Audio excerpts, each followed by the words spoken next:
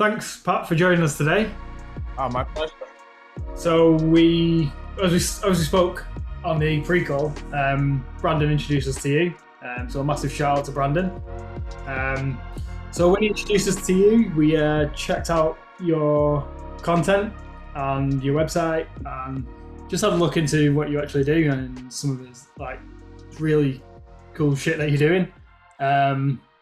One thing, so me and Cameron, we quite early on in our sort of spiritual journey finding ourselves. So we started the podcast. We've been down like the conspiracy rabbit hole, and now we're sort of coming out of that rabbit hole and going down this whole new path. And when we spoke to Brandon, he sort of caught us early on in that transition period, and it was such an eye-opening call we had with him. And we're just sort of at a moment now where we're just trying to learn as much as we can about spirituality and seeing what aligns with us and how we can use it to make us like sort of better people. And yeah, so one question I've got, and we always hear it coming up in podcasts we've had and stuff we research and listen to, is manifestation. We just want to know, what is manifestation and how does it actually work? So the best way that I can answer that question, it's kind of because there's so many different ways to look at it, and there's so many different points of view from what you might call like a human sense of self perspective, that you have to ask who is asking the question. If you ask who's asking the question that you just asked, then you can get a lot more clarity into what the word and the label represents or means as far as like a person's journey of going from a person back to the source. That makes sense. So to say who is asking what is manifestation is from the point of view of a person who believes that there's a thing called manifestation that the person can use to bring things it wants to itself.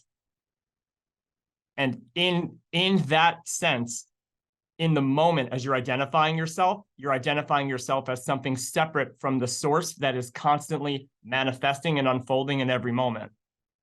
So just to simply ask the question, how do I manifest something? We're missing it automatically.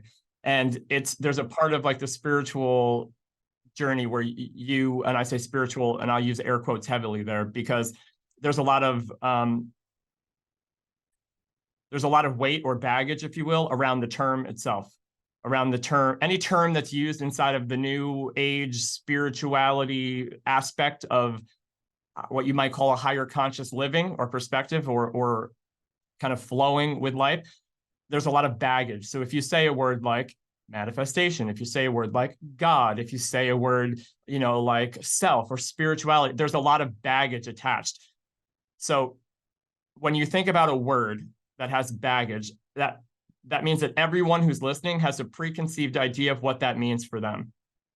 And it's all going to be different, right? So it's twice removed from what reality is.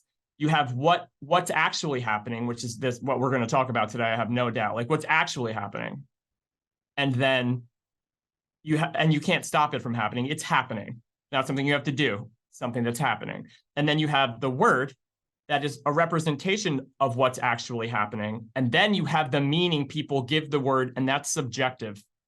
For each 7-8 billion people are listening to this podcast, they each have a different idea, even though there might be, like we talked about in the pre-call, a theme. They each have a different idea of what it is, and then a story about it. Oh, manifest, that's bullshit. That's garbage. That doesn't work. Blah blah. Oh, manifest, I've heard about that. I'm gonna try that. Oh, it's amazing. I'm really good at it. Right? Like, oh, I know what it is, but I'm really bad at it. So like it's everyone has their own view. So to ask what it is, you can only go to erase all of the baggage, forget about the meaning of the word, and then dive into like what might be happening inside of what you might call a spiritual journey. I promise you this is going to answer the question. Just I have to take the long way around.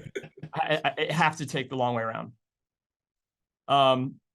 So when you have, like, we'll call it paradigm one, a person who is not awake yet, right? Awakening, spiritual awakening, right? Like there's a person who is not awake yet. That's paradigm one, we'll call it. And then you have paradigm two, where now the person has they've become awake, right? And there's a bunch of different ways to kind of define what that is. But just to put it simply, in most cases, it's a person who is aware of the story and no longer so much in it or identified with it, meaning like they're like, oh, I have a story and it seems to be my own. It's not just life as it is. And this hectic unfolding of like, traumatic stamps of your body, just reactive, and addictive behavior. Like, you're aware of patterns. That's the way I kind of like to explain it. You're aware of patterns. You weren't maybe aware before when you were like addictively texting your ex all of the time, that like that was your body. That was like a cellular call from your body and your personal mind to get relief in some way. Maybe you weren't aware of that. So maybe it had to create so much chaos in your life manifesting. You weren't aware that you were manifesting anything, but this is what was happening. You were giving your energy and attention to something. You weren't aware that you were coming from a powerless place. You're giving your power to something outside of you. You're trying to seek it and get it and bring you relief, and then it crashes again. Or maybe there's a temporary relief and then it crashes again. So most of us, when we say we're on a spiritual journey, have gone through that crash of that personal person, body and mind, the Pat Mahan of it all, seeking outside of itself to get validation or love or acceptance or something from the world. Most of us have gone on that journey for long enough to realize that there's something missing. It's not out there. So when I reference the word spiritual, I'm referencing only because it's the best word we have so far, even with all the baggage, a person's journey from trying to seek satisfaction or love outside of itself. And it begins to no longer want to do that. It knows that it's not going to be another something that does it this time. It knows that it's not going to be the promotion that does it this time. It knows that it's not going to be getting this person back anymore that does it. Like, there's something to be looked at, and usually we're diving within, right? You're reading The Power of Now. You're reading The Untethered Soul by Michael Singer. You're reading all of these books where people are talking about, the inside world. And what is that? And being introspective and aware of your thoughts and aware of so we're always doing this thing called manifesting. But before I was unconscious as to what I was bringing to my space. So the first part of this, when you're like realizing like, oh, I'm aware of this voice, I'm aware of this body, that pattern creates chaos. And I used to blame that chaos on the world. It was the world's fault. It's your fault. It's everyone's fault but mine, right? Like going from victim to hero. So when you're kind of like sitting like, okay, so I'm always bringing things to me, my energy and attention, it's just true. It sounds like woo-woo, but it's not. Like, what you put your attention on, it expands. It brings more of it to you. So in the early part of a spiritual journey, when you're referencing manifestation as a word, it's like, okay, people want to just bring more. There's this thing that happens, the energetic force of the universe that I can use. It's still separate at this point. I can use this power of the universe, this energy, and I can bring things to me. And they try to bring more stuff to them, not realizing that they're doing the same thing that they were doing from unconscious ego. So it's not, what can I bring to me that will still satisfy me? But now I'm going to use the powers of the universe. It's like, why am I bringing all this shit to me? Why is this coming? Why does this keep happening? Why do I keep finding myself in the same relationship over and over? The same literal person with a different face. Like, why do I keep having money issues? Like, where's my money going? Why can't I bring more? So it's all of these questions referencing why you're bringing what you're bringing to you. And then you dive a little bit deeper and you start to realize, like, the whole point of this part, when I say who is asking, there's this aspect of what you might call, like, what I teach, which is like an aspect of self-realization, right? So there's an overall theme. So none of this matters or makes any sense at all until you realize what the theme is. And the theme is that the you that you think you are is not the you that you ultimately are. The you that you think you are is what you might call temporary, for lack of a better word. In order to know what temporary is, you have to know what infinite is, at least as a concept, because we live in a polarizing aspect of reality. We live on Earth, we'll call it, where you have to know what dark is to know what light is. You have to know what up is to reference down. You have to. So you can't. And the fact that you are aware of one means that the other exists, even if you're unaware, or unable to see or feel it. So the people who are in the worst, darkest, lowest places, and they'll call me or talk to me or work with me, and they'll be like, there is no light. It's impossible. I can only manifest, or I'm only in the darkness. I can't. There's no, the fact that they are referencing so powerfully that they understand what the dark is proves, if you're willing, it proves that the light exists. Otherwise, you wouldn't have a frame of reference for why you feel so bad. So the journey is real, is, I found, is the journey of realizing, like, they call it the veil of forgetfulness, right? The lifting the veil, spiritual awakening, lifting the veil. I believe it was the Greek. I don't remember. It literally, like, the apocalypse means lifting the veil. It's being aware of what you weren't otherwise aware of, and your life and world will never be the same. That's like the apocalypse, right? So the journey is to realize that you think you're a separate self. You think you're a body. You think you're a personal mind, your personal story. Your awareness is on that. And whatever that is or has been developed, that's what your life is right now. You have manifested the life based on your lens of self-perception. And then that degree of whether you believe you are connected to or separate from life around you. That's the literal key to everything. The journey is, who do you think you are? What do you think this is? Do you think you're this separate body with a personal mind, and you're separate from, I'm separate from you, and I'm separate from life, and everything that happens for me, it's separate. If it works out for me, awesome. That was meant to be. But if it doesn't work out for me, that's bullshit.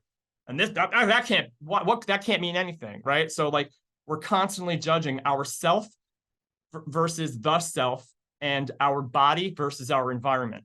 So I believe, and I found through at least the journey that I've been on so far, is that you are on the path to realize what the truth is for you. And I believe that, as far as collectively as humans, that truth is the same. It's not my truth, it's not your truth. There's no single person who owns it or can speak to it. We all have it. We're just blocked to it to different degrees. So I promise you, it's coming.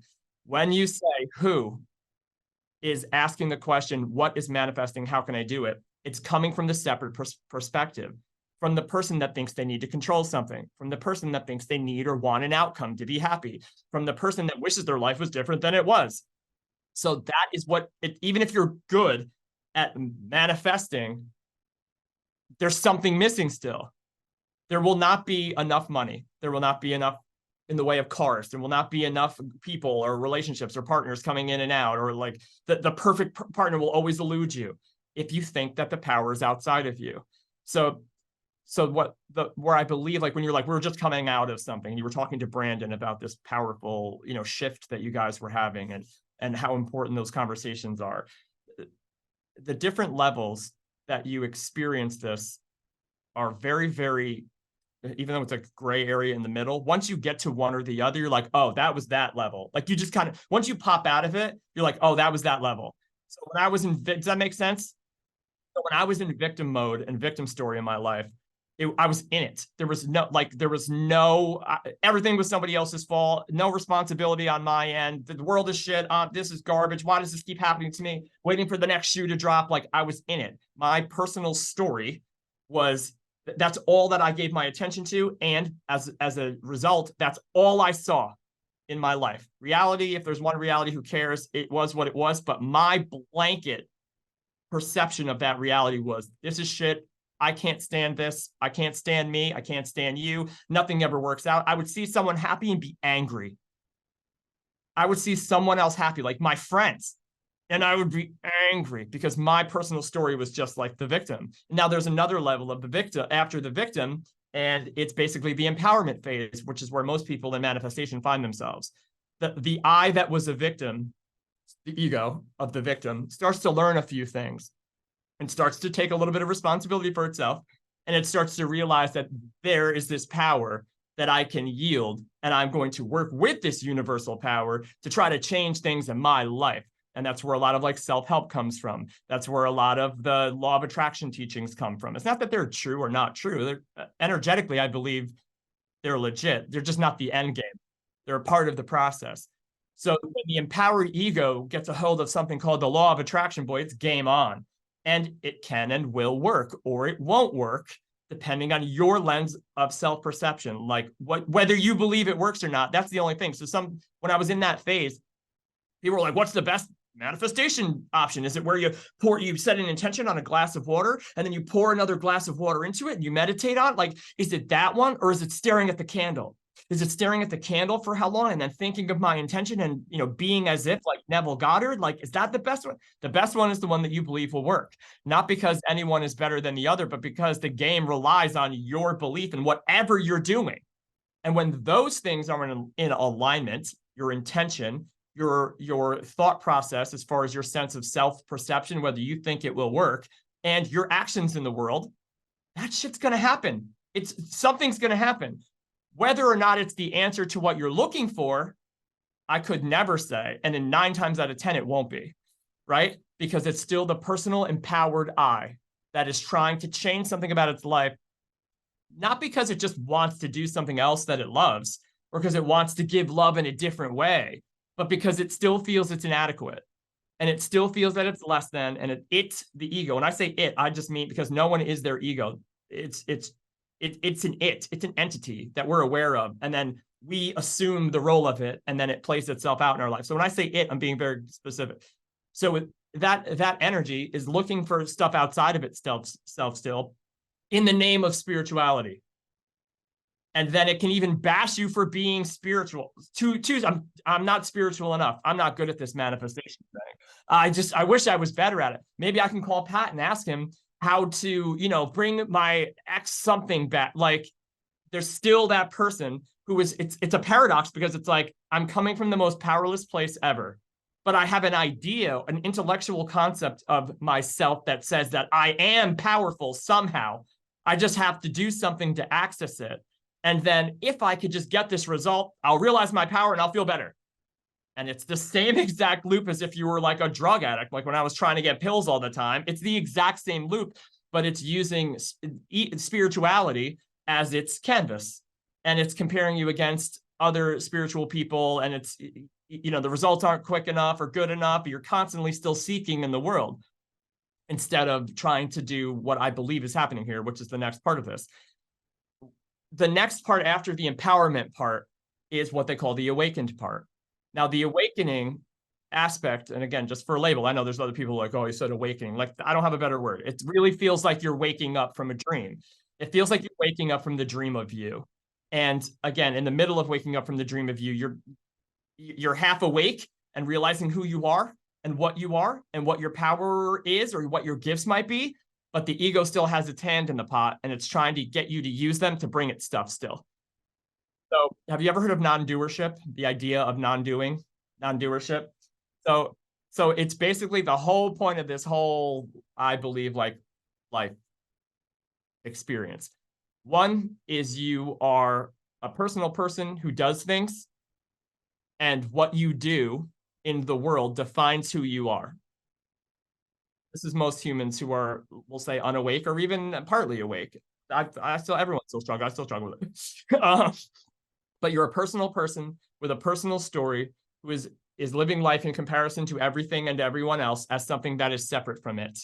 And it needs to perform, it needs to behave, it needs to do certain things in the world. And whatever it gets as a result of that, it's able to define itself by. And that's why if someone's like job changes or their relationship changes or their life experience, they move, like the story of them has shifted in their mind. And not only in their mind, but the story that they perceive others have of them as well shifts. And since none of those actions of doing to justify being is grounded within you, as you, by you, from you, it's still seeking from here. People lose their minds and they get lost in their mind, I should say, is more accurate.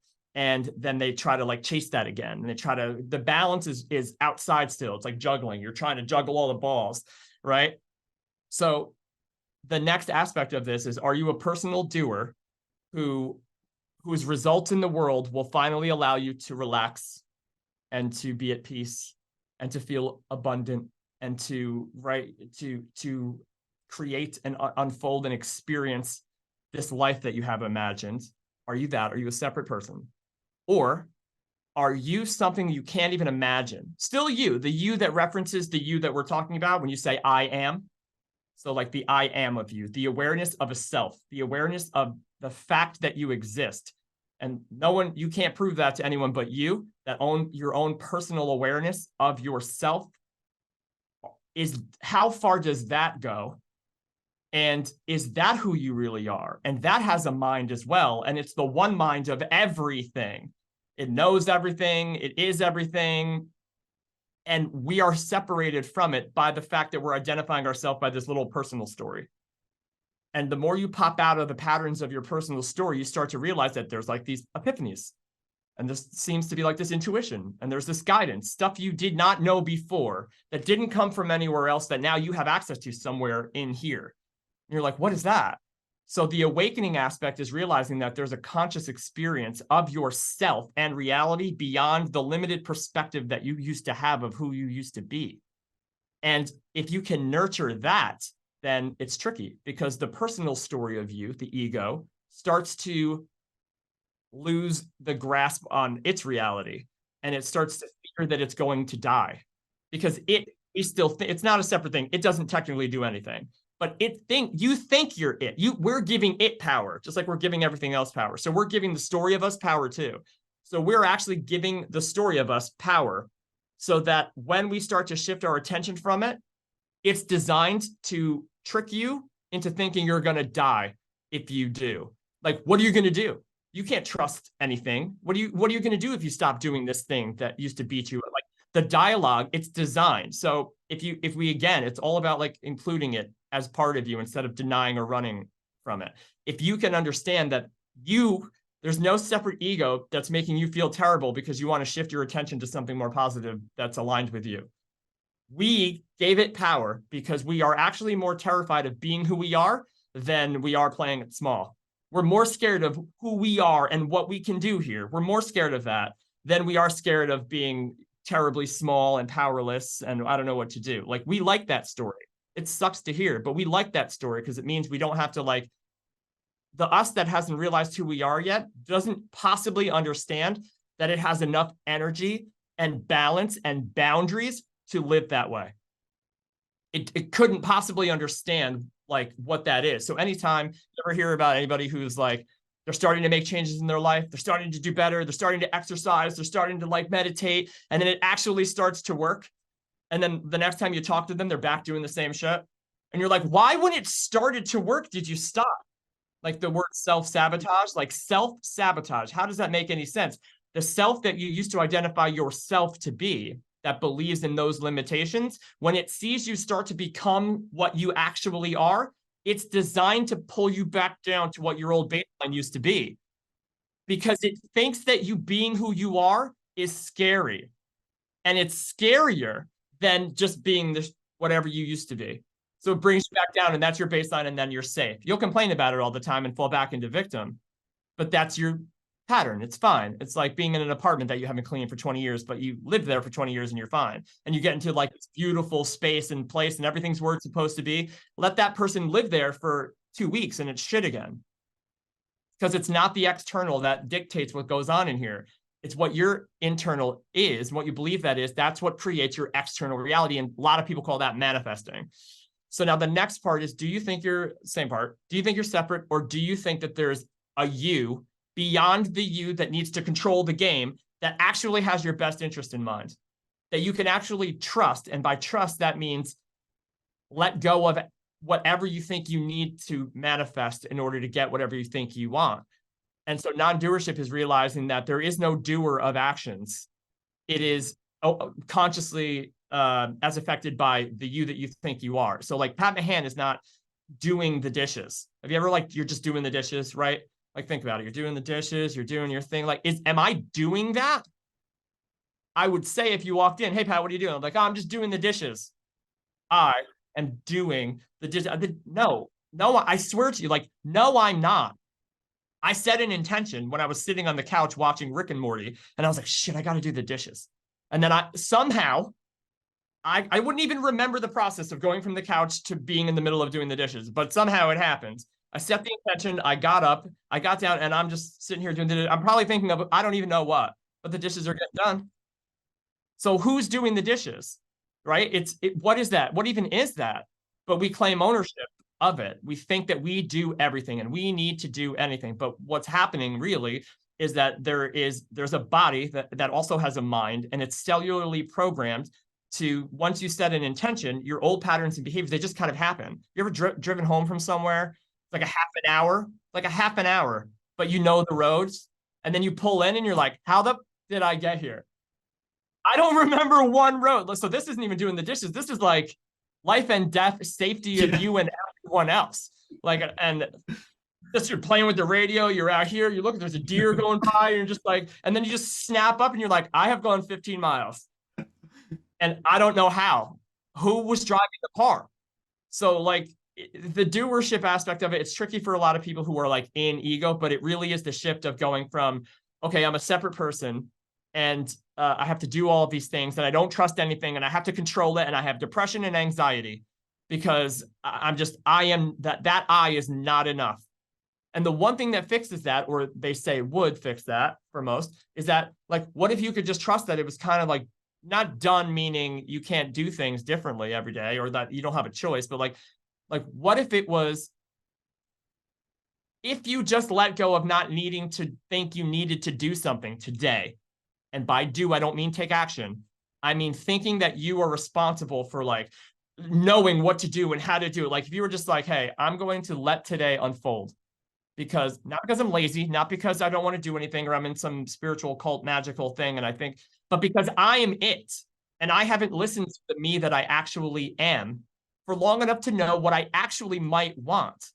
Half of the stuff that I would have told you, manifesting or otherwise, that I wanted in my life, now that I like look back on it as I've been doing this work on myself and in the world for however long, I'm like, oh my God, thank God I didn't get any of that shit.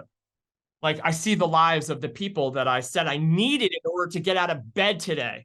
Like I wanted to get out of here so many days. And I mean out of here, like get me out off of this planet because I said I needed a certain person in my life.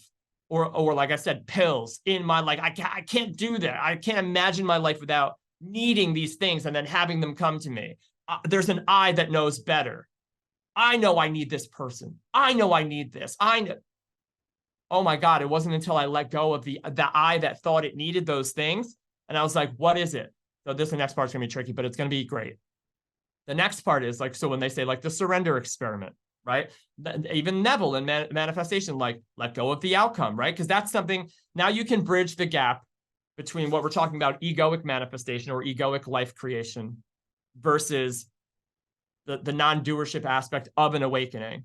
So if the empowerment part, the manifestation part is an ego or a person that wants to bring things to it, the awakening part is realizing that life is living through you. So ego beforehand, like personal person, the personal I is trying to like work with the universe to create a life. Let me create a life. That suits me.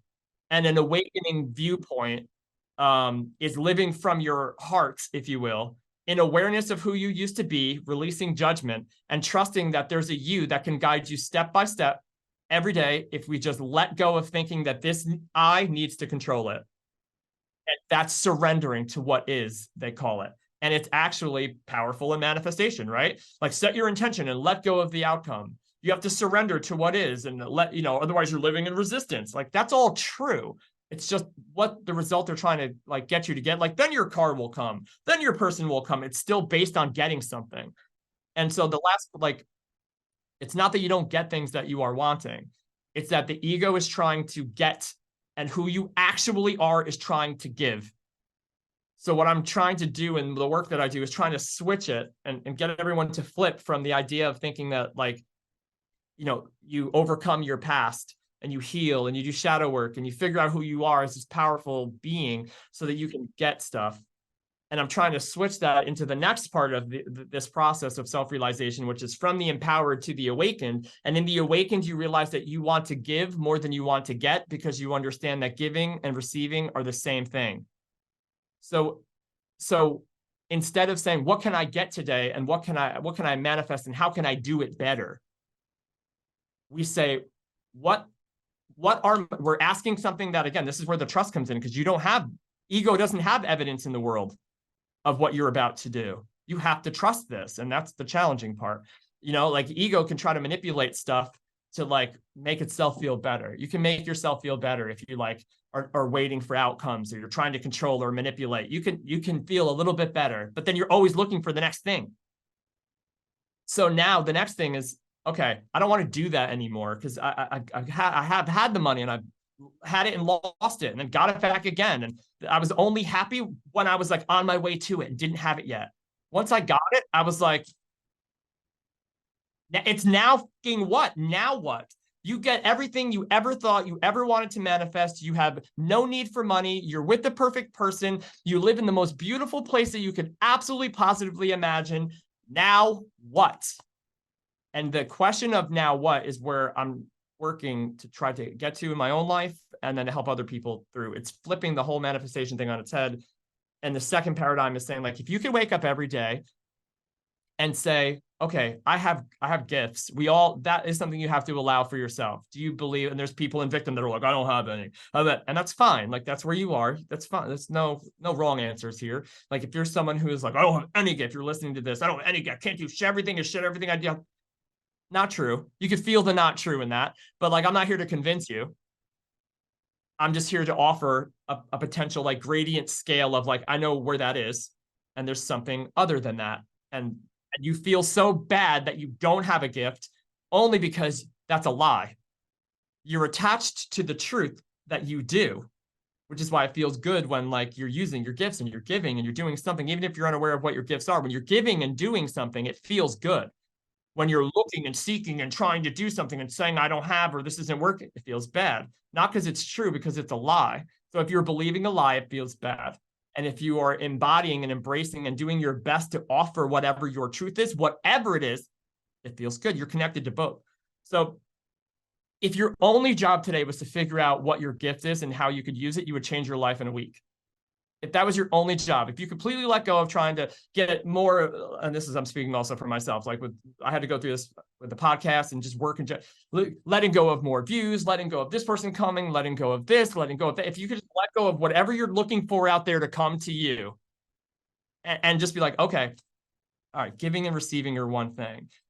So if I am someone who believes I need to get in order to feel good, then that means I'm coming from lack, they'll call it in the world of spirituality. I'm coming from lack. I'm believing that something added on to me will make me feel good. I am no longer feeling lack, right? And then my world changes until you realize that it doesn't matter what actually comes.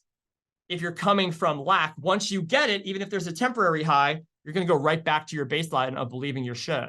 And then over time, you're going to be like, oh, there isn't enough of what can, there are many millionaires that jump off of bridges all day because it's not the money. There's people that are in the perfect relationship. I mean, this human is perfect, but they believe themselves to be damaged. So therefore, in the presence of someone who really is amazing, they don't feel worthy and they ruin it. They sabotage it. So it's not the thing you're bringing to you. It's really getting in line with who and what you are beyond the you that you used to think you were, and asking how that version of you can give its gift in the world today, no matter how small. I don't care if it's rearranging the furniture. I don't care what it is. Like, how can you give what you have in the moment instead of asking for what you're going to get? And then you'll get anything and everything you ever thought you ever needed from lack, but it will be in, again, I'm using buzzwords, alignment. It's true alignment with you. You can't have all of these wonderful things added onto you and believe you're less than, so that they level you to the level of what you thought that power was. You can't. You can't. It will not last for long until you fall back to what you think you are. And the thing missing from the humans that keep doing this on this loop, this manifestation loop, over and over and over again, is, and it's tricky because of the baggage of the word or the baggage of the idea. But we're still trapped in the world of the personal mind. It's just been empowered to use universal laws to help it. Still a personal person. You're still a personal body that's separate. We're still looking from the idea of separation instead of realizing that your life is a projection first. This will get a little bit down the rabbit hole. Are you guys okay with that part? Yeah. If I go down the rabbit hole. Let's go.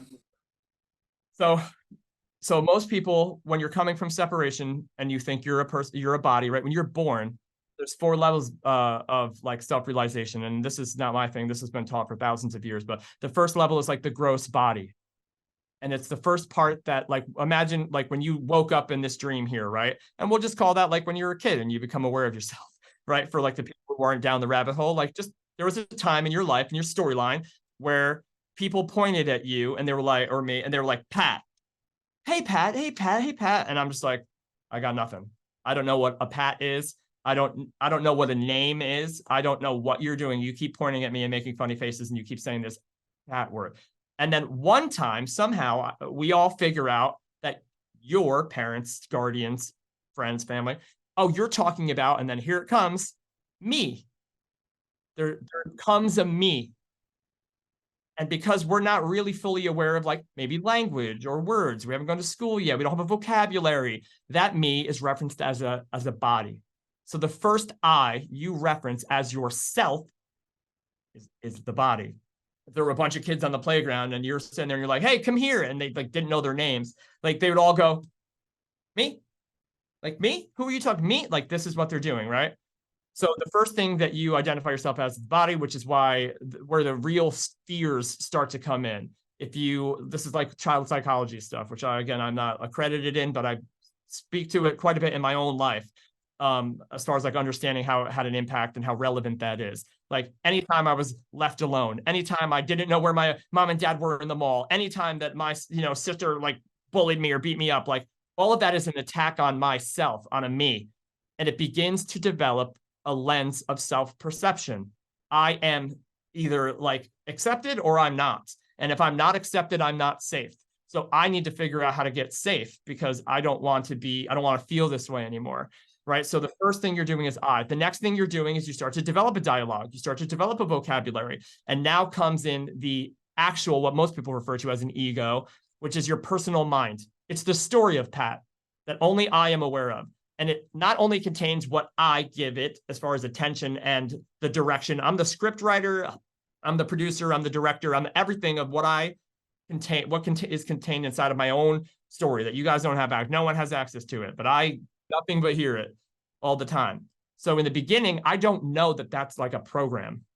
And I don't mean that to sound like woo-woo. I mean, it's like a program. Imagine it as just a computer program. They even say, Google it, you think like what is 60,000 thoughts, 80% to 90% of those are the same thoughts every day. Just the momentum of the story of you continues. And we, unconscious to the idea that we can do something else, continue to give it attention. So the more attention we give the story, and then the more meaning we give that story, positive or negative as defined by us, it is projected from internally, your inner experience of the dream, if you will. It's projected out for you. Forget, like some people get confused and like, so I projected that lamp, so I projected that. That's like Inception rules. And if you ask me at the deepest level of this, yes, but you don't have to go that far down the rabbit hole to get this. Us three, we can go on a beautiful walk down this unbelievable trail, right? And for 2 miles and get to the end of it.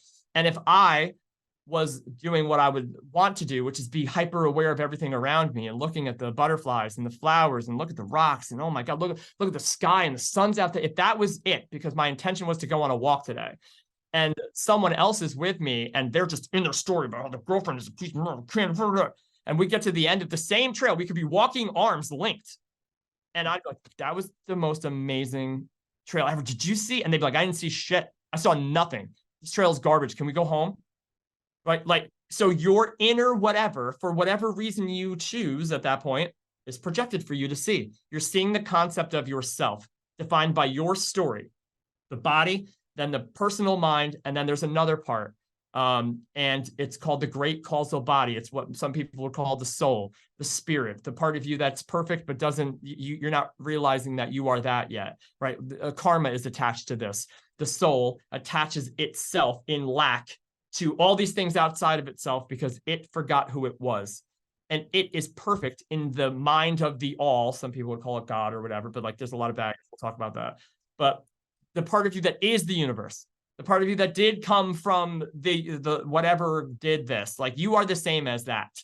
But we've developed a personal mind that says we're separate from it. So how could it possibly be in our best interest? And look at all the terrible things in the world down here. And oh, this is hell and all that stuff. Like true to a degree, because no one has realized what they are, or only very few people have. So they think it's separation. So they think you're different, you're separate, attack enemy, try to be safe. And it's just working its way out down here because everyone is believing this dream that they're all separate from each other. And at the higher levels of the game, you realize like how ridiculous that is, that we're all the exact same thing and that we're all connected to one consciousness. And the thing that separates us from that is the fact that you think that you're separate from it. The second you say, I'm separate from it, it develops a story of you. And that story is tragic. And it keeps us from it. And that's why when most of the people that you talk to who have had like a very powerful awakening, inside of that awakening, even though it sounds funny and a little cliche, they come back down, right? They come back into this space and they're like, oh my God, this is all crazy. Everything is one thing. It's all one thing. I'm the flowers. I'm the sun. I'm the moon. It sounds so funny. I get it. But that's the truth of what happens to virtually anyone and everyone who ascends in consciousness to that space. You realize like this universal truth that it's all connected. Once you're back down here in your story, again, kind of like in the maze of it, so you can say that. It's like above the maze, in the maze. Once you're back down in that space, people who have had an awakening experience, they remember what they were shown.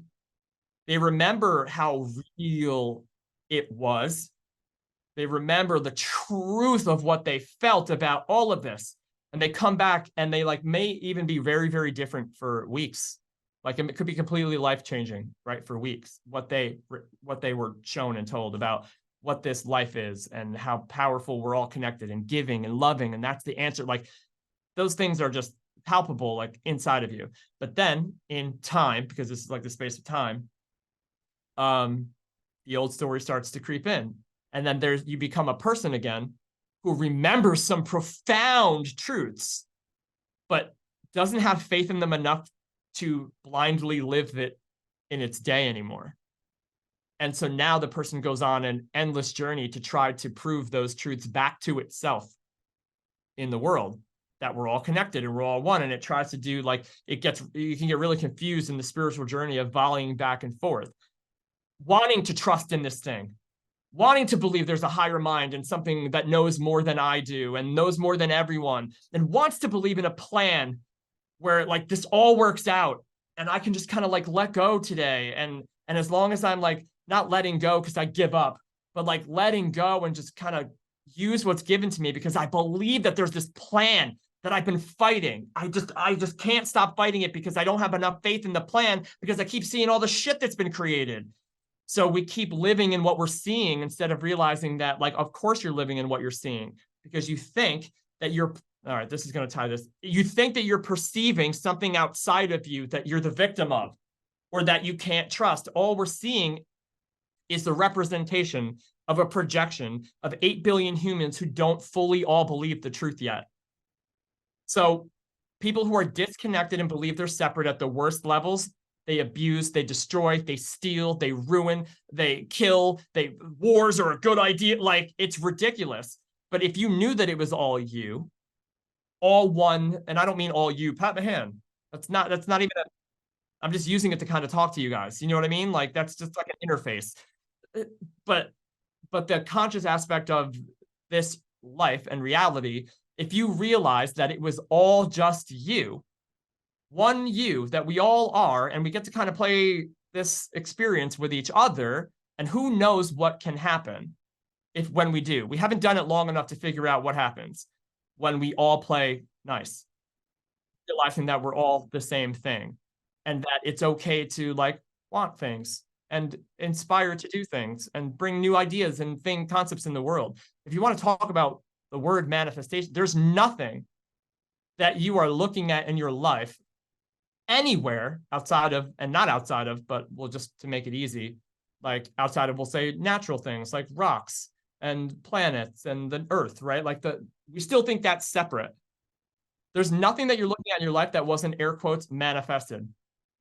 Look around you, everything, the house the shirt, the computer we're using, the technology for this, like that. It was from the nothing, no thing, thoughts, consciousness, space, imagine it, ideas, epiphanies, whether it was from the worst intentions or the best intentions, right? It's all polarization down here. Can't have one without the other. So it's hard to judge the worst intentions. But you can use the worst intentions to move into the space where you only have good intentions. And then you don't need to live down here anymore, right? So like everything you're looking at was manifested. Everything. So people are like, it doesn't work. It's like, it can't not. Everything is that. So now go one step further. And you're saying like, okay, everything was manifested here on Earth so far from the mind.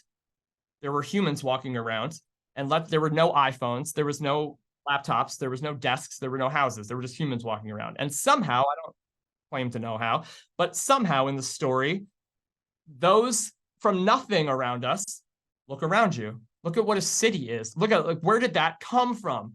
Some part of the mind, meaning non-physical, and now it's here, it's physical, right? So 300 years ago, if I went to you and I was like, I am going to take this piece of glass that I found and some whatever, and we're going to be able to talk, and I'm going to be able to see you across the world, you would be burned. You'd be burned. But now here you are, and look at all this crazy stuff, and we're just like, yeah, that's it. Yeah, sure, it's FaceTime. We're good. We're ridiculous.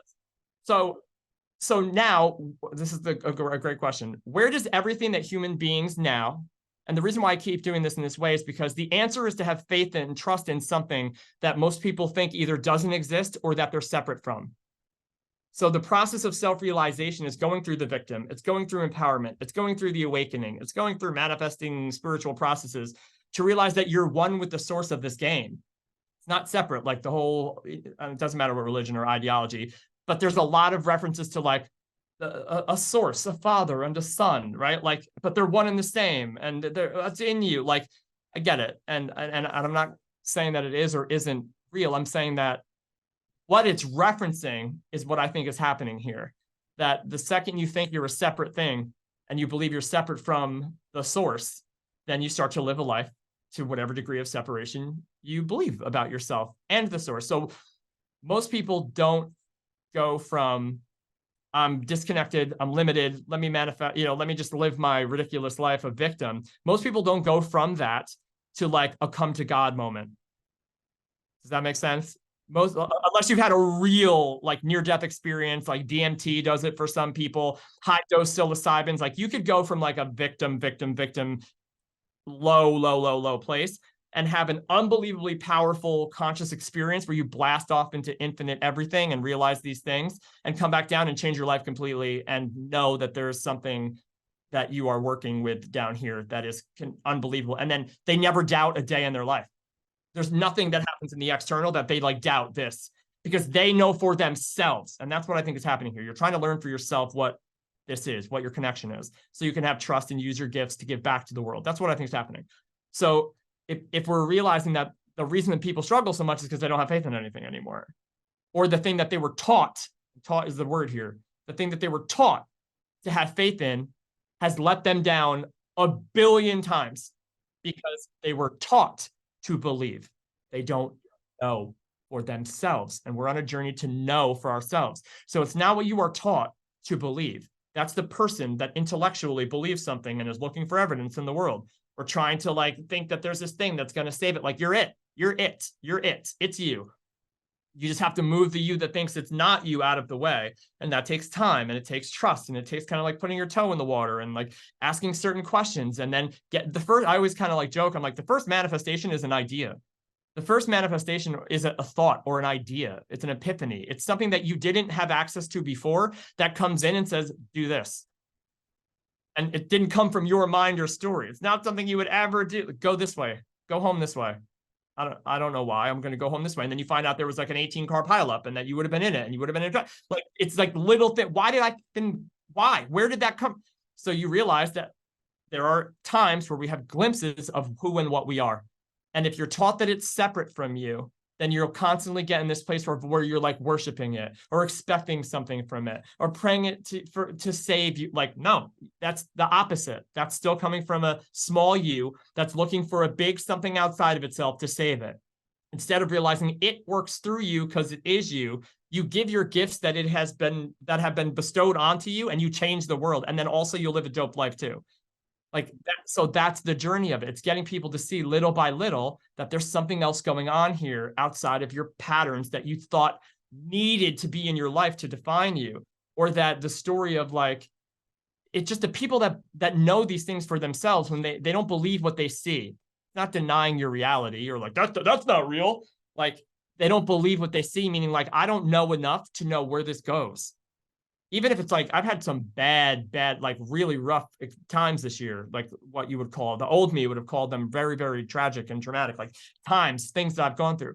But I dare say, like, I've been doing this long enough, and I've seen so much evidence of things that I really thought there's no way that I could learn anything. There's no way this works for me. There's no way. And like, I found, like, the hindsight 2020, like, if I'm being honest, I'm like, yeah, that makes sense. I know, I can see why this, and there's a takeaway from it, right? So even the worst things in my life, if I just kind of like go, all right, I don't know enough. I don't know enough. I don't know enough, to know. But I have trust, I have this faith, and I have like a certain knowing within myself that like, it's okay, I can let go of the reins a little bit. I can just keep, what's the next thing that I do? How can I give here? Where am I off balance? Like questions, internal questions. You change what you're projecting, right? And then when you change what you're projecting from within, like in the Kabbalion, the law of cause and effect, when you change what you're projecting from within, then you will perceive what you're projecting differently. Instead of believing that what is outside of you is separate and that you're perceiving it and then therefore the victim of it or responding to it, it really is a full shift spirituality-wise. It's the journey within, getting within right so that you can project forward and then see what that creates for you, instead of trying to control outside so that you feel good and connected occasionally when it's working out for you. And that's the journey, is getting to what you would call the higher mind, the all, like the Kabbalion says, all is mind, the God of it all, the source. Like, those are really fancy buzzwords that are in a lot of spiritual books, and people are doing their best to try to put all their faith in them. But like, there are ways, there's tools that you can use to get yourself to get it for yourself. Not because I said it. The last thing I would ever want is for somebody to get it because I said. It's got to be because you say. And that is like, you can't talk about any part of what the first question was. If we go back to what the first question was, like this manifestation idea, you can't actually accurately talk about it at all without referencing in reality the entire spectrum that we just covered by asking who is it that wants to manifest what and why. Because it says everything about, you have to meet somebody where they are. It says everything about where that person is, right? Like, we're just on a podcast talking. We're not like on a mentorship call and you're trying to get something in your life. We're just talking about cool stuff. But if somebody was like, I need to know what to do, we have to meet that person where they are and understand that there's no amount of whatever you think you want that's going to do what you think it's going to do. It's not that it won't work, but I don't care about getting people stuff because I know how temporary that is. And I don't believe personally that it's the thing that we're here to do. That was a fucking epic explanation into the question asked. I mean, the way you articulated that whole thing was amazing. I've got I don't know, side question or added on to what you've discussed. So you've gone over the whole spectrum in a great epic level of detail. So when I look at it, I'm seeing a kid who doesn't realize who they are. They don't realize anything. They don't know anything. And then boom, they put a label on. Like, you are Cam, you are Cam, you are Cam, you are Pat, you are Aaron. And then sooner or later, you just accept the fact that you are, because if you say, well, I'm not, at any point, I mean, we all know that children think differently than adults because they've got less sort of resistance against them that society puts on them as you progress through life. So as a kid, you sort of told, you're Cam, you're Cam, you're Cam, you're Cam, you are you, you are you. And then you go into school and it's like 2 + 2 is 4, 2 + 2 is 4, 2 + 2 is 4. And then even your parents, majority of people's parents that I know aren't awakened. So then they're going to just have had the exact same experience as what they're going to put on their children. And then they come out of school and they're like, all this, what you've just brought to light for me is that this manifestation is always working, but it's sort of, a lot of humans are sort of forced to channel it in the way that society wants them to. So it'll be, go get your corporate job. Okay, now manifest the next title. You're a director, you want to be a senior director, manifest that. And then they go and get it and they're like, oh my God, I'm senior director. And then, like you've just said, a couple of weeks, months into it, oh, I'm senior director. What's the next best thing? And then they keep going up the ladder, up the ladder, up the ladder, and they keep chasing the next best thing without actually knowing that they're not chasing anything, because these are just, all you're chasing is a word that we've made up, completely made up. And had not only made up the word, but we've given the meaning to it. So like, there's something called the Course in Miracles. And again, I don't claim to be, there's no specific reference that I am an advocate for one way or another, but I do like certain aspects of all of these different things. So in A Course in Miracles, there's something that it's just very true. In the beginning of it, it's like this process of getting a human to understand that every single thing that you are seeing or experiencing, or even the thoughts in your personal mind, that you've given it meaning. I can't explain how important that is. There's the you, that personal story, the personal mind, that has given meaning or accepted the meaning that another has given the thing, which means you've given it meaning because you just allowed someone else to give it meaning, and then you accepted that meaning, and now it's your own. Everything from your cat, your dog, the lamp, the street, that car, like leaves, everything, you have given it meaning or accepted meaning too. So you're not seeing, that's what I was saying in the beginning. It's like everything, the word or the thing, it's like the word is twice removed from what reality is. The word is twice removed because it's like, there's a cow. There's a cow. I raced motorcycles, and I was at a motorcycle race yesterday, and there's like this big farm in this field. And I was sitting here thinking about it. I'm driving by, I'm like, there's a cow. And I'm just like, cow. I'm like, that's such a funny word. Like, cow. Such a funny word, right? There are all these words that we use, so funny. But I'm like, so now in my mind, this is what happens. And it's just fun now. But like, there's a cow. I'm staring at what a cow is in reality, as far as like this animal. And then in my, like Sesame Street, in my head, there's this word with like just C-O-W, cow. And I'm like, huh. Like I can like, oh, see in my mind this word, C-O-W. And I'm like, so look at the word cow. That's not a cow, right? Like see the word cow in your mind. That's not a cow. But when I see C-O-W, I can also go, and then to the right of it, I can see a little image of what I think a cow is, right? And I'm like, okay, cow, there's cow. So like, now I open my eyes and like, there's a real thing that we call cow. So now if I was a child and let's just say I tried to go cow tipping and I got kicked by a cow. Now I don't have just like this neutral idea of what I was taught about a cow. I fucking hate them and get me away from them. And I'm kind of scared of them. And somebody might be like, look at all those cows. Yo, it's so awesome. And I'm like, those cows, man. What? Like, fuck those cows. So now we literally are living in a world. People ask me all the time, it's my favorite thing. And it took me actually quite a while to get to an answer that I found acceptable for me.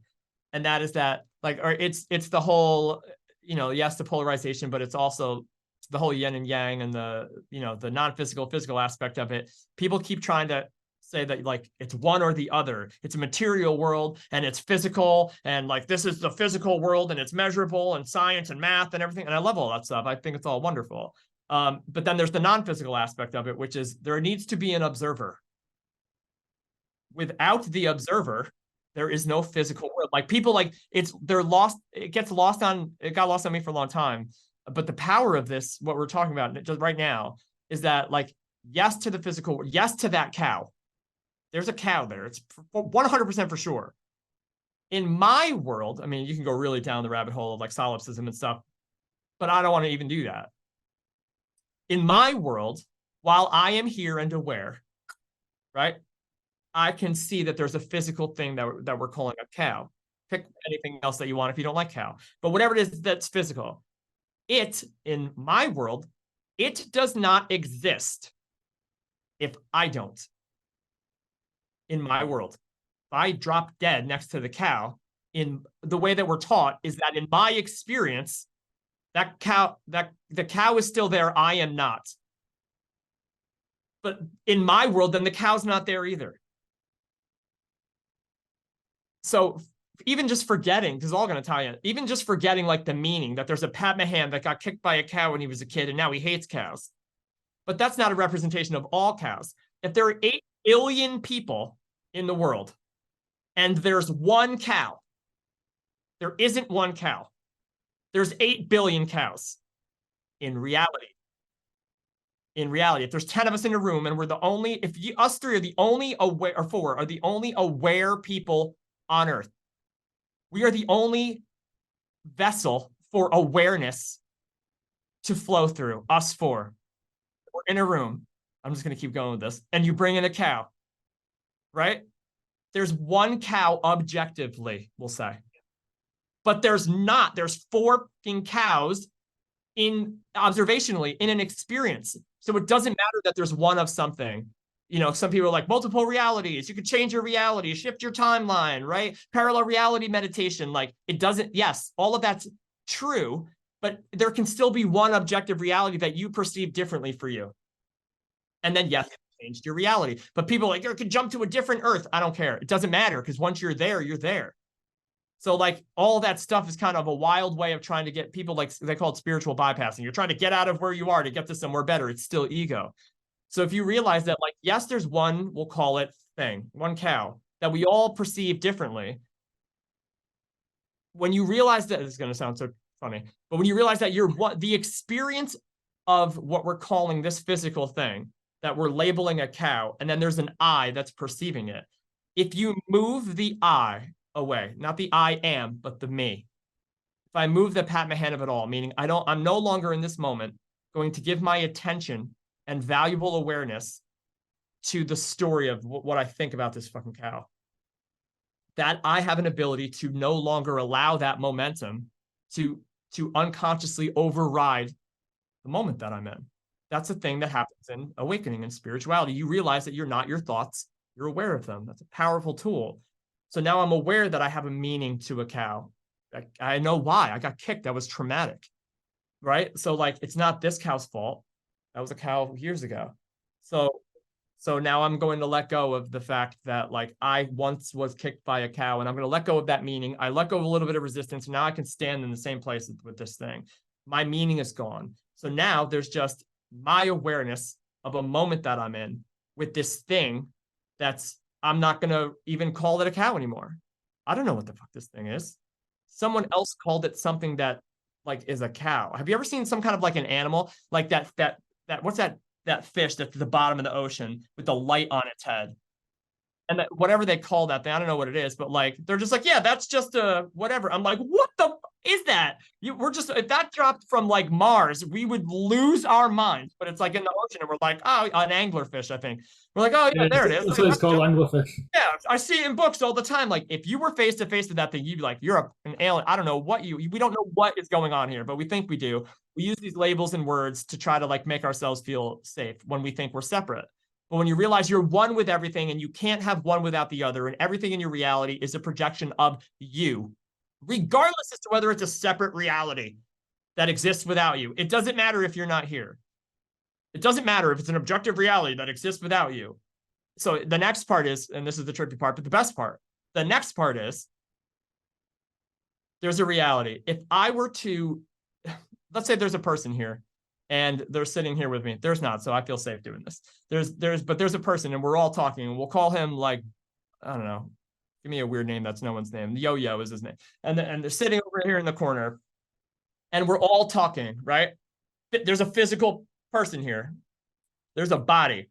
And this person has a story, and he has the story in this mind that he references his story by. And I can sit here, or we can talk to you about this story and be like, oh, he was this, and he was a sales representative for this, and and did this, and he's married with 4 kids. Like, we could talk about this personal story of this person, Yo, we'll call him, right? And then there's his body. And then you guys could be like, all right, you can turn your back for a couple seconds. Yo drops dead on the ground. Just, he's out. But you can see him here. And then you'd be like, yo, where is Yo? Where's this person? And I'm like, he's gone. Like, what are you talking about? Where did he go? Dad, he's gone. He's not here. Like, no, he's right here. Like the body, this is a person right here. Why do we say, what are we saying that we're not aware that we're saying when we're like, they're gone? They're dead. What is this person was here 10 seconds ago, and it's this exact same body that was just here 10 seconds ago, but now something has left, or we don't say he's here anymore because he's not animated, down on the ground. Where did his reference of self go? if there's no difference between all of our senses of self, meaning that the I that I reference before I say Pat Mahan is the same I am that you reference, the same consciousness, the same awareness without meaning or definition, if it's all the same I am, then the personal story of Yo and his body are irrelevant in the full scheme of an infinite game we're calling life. So that is why ego, that thinks it's the body and the personal mind, they're terrified of dying, because it has us scared into thinking that when we die, it's game over. And I like to think that we come from something, or we are something, that awareness that doesn't go away. And that right now it's temporarily aware of a body that looks like this, and a personal story from a person named Pat, P-A-T, with this story that I've given meaning. And then from within, I project that meaning onto the world, which I think is separate from me. And I live in a fairy tale land of whatever I believe I am and whatever I believe is out there. And whether it's going to hurt me or whether I've controlled it enough to feel okay. And the truth is, I believe we're here to learn that we are the infinite I am, and that it just wants to give. And you get out of the path of needing to get from this personal scared victim, I need to control and show everyone so I gain favor. You get out of that egoic part, even though it feels like you're going to die when you do, because you believed you were it for so long. So to go out on a limb and trust and have faith that you are everything and that you came here to bring that into the game that you created, there's nothing else that I've found to be more powerful in my life. And I've had a lot of wild things from egoic perspectives happen, and none of them do it. None of them do it. None of them do it. And I believe that we're just on an infinite loop of trying to figure that out. And then the more you figure out that you're something way beyond what you think your body and your personal mind are, then you start to play the game. And that means that you live your life not scared of doing or taking actions. I've never been more ready to take more action. So some people are like, oh, so non-doership, you just sit around and do nothing and blah, blah. Like, no, that's what ego would tell you to stop you from doing it, because it knows that when you do it, that part of you dies, or it feels like it. So I've never had more energy naturally. I've never been more inspired to like create whatever I think is happening through me than any of the other endeavors that I've ever had to try to prove myself in the world. None of them nothing I ever did in the world could prove what I wanted it to prove to me, because it was constantly coming from a place of thinking that something in the world could define me. So that's this thing that I think is happening. And that's the part of the process where many of the people that I talk with are at. They're ready to like try to understand what the manifestation aspect of this journey is, while healing their shadow, while figuring out the meaning they've been giving everything in their life, while figuring out like the relationship dynamic and what's being shown to you through everything that you're experiencing. It's wild, but really that is it. It's, if someone were to say like, hey, what percentage of you believes that, let's do it. What percentage of you believes that you're a separate character from the game you play, from life? What percentage of you would say that you're sure that when you die, it's lights out and you're a separate thing, and that person did this to you, and that you're not connected to the sun, the moon, and the stars, like that it's separate from you? When you die, it goes on living without you. I would definitely say there is a part of me that feels that way. I wouldn't say it's a big part of me, and it's, as I progress through what I'm progressing through, it is getting smaller and smaller. But there is definitely still that part that is a possibility. Yeah, of course, but you can ponder the idea that everything that is happening with you here is you. Like there's you know what I'm saying? And again, it's tricky because it's like you're spending the whole episode saying that I'm not me. Like, right, not the you think you are, but like the you that's one with all eyes. And that the crazy and terrible things that happen, we'll say, down here on Earth, it's not an, and I don't use the word, I like to use people ask me why I don't like use the word God when I'm talking about what I think this is and what we are, and how this kind of all works.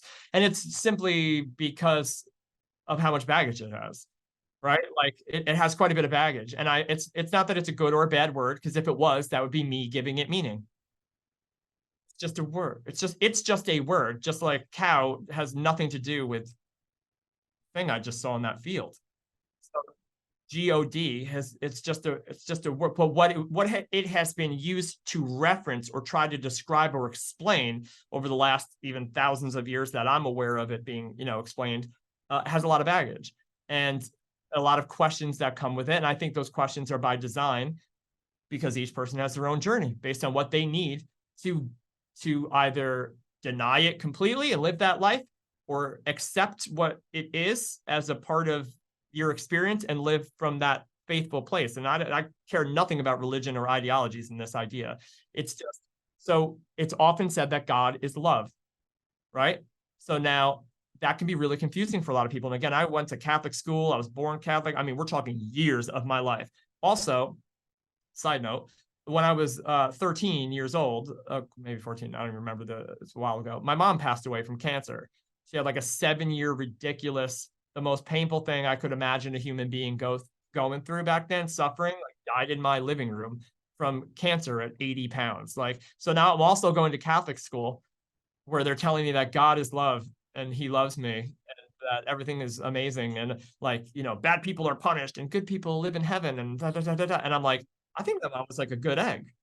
My mom was so nice to me. She's like my example of what I think love is in the world. And I'm like, so God killed my mom? Like, there is no God. Like, go fuck. And then it was just an immediate spiral, right? So there's this thing. It's like, right, like, why would God do this? Why would God do this? And again, you're assuming that there's a separate thing that is doing something that's evil. And so now you have to kind of like really break this down and say like, okay, we're talking about polarization, and we're talking about like a self that's aware of a polarizing idea, hell, heaven, right? Good or love or hate. Like, so the fact that we are aware of both of those things is really powerful, because it does speak to the idea that there's a you that gets to choose what you are, right? Like, think about it. Like, there's a you, because I believe pretty far up the line of consciousness, there's a personal I there. So there's a lot of people here that are like trying to do away with the ego, kill the ego, destroy the ego. I don't think that's a thing. I think that there are people who may be aware of less thinking, and then therefore less of a concept of a personal self and story, more aware, like, again, staring at that cow, like nothing's, no meaning or story separating you from what you're seeing, right?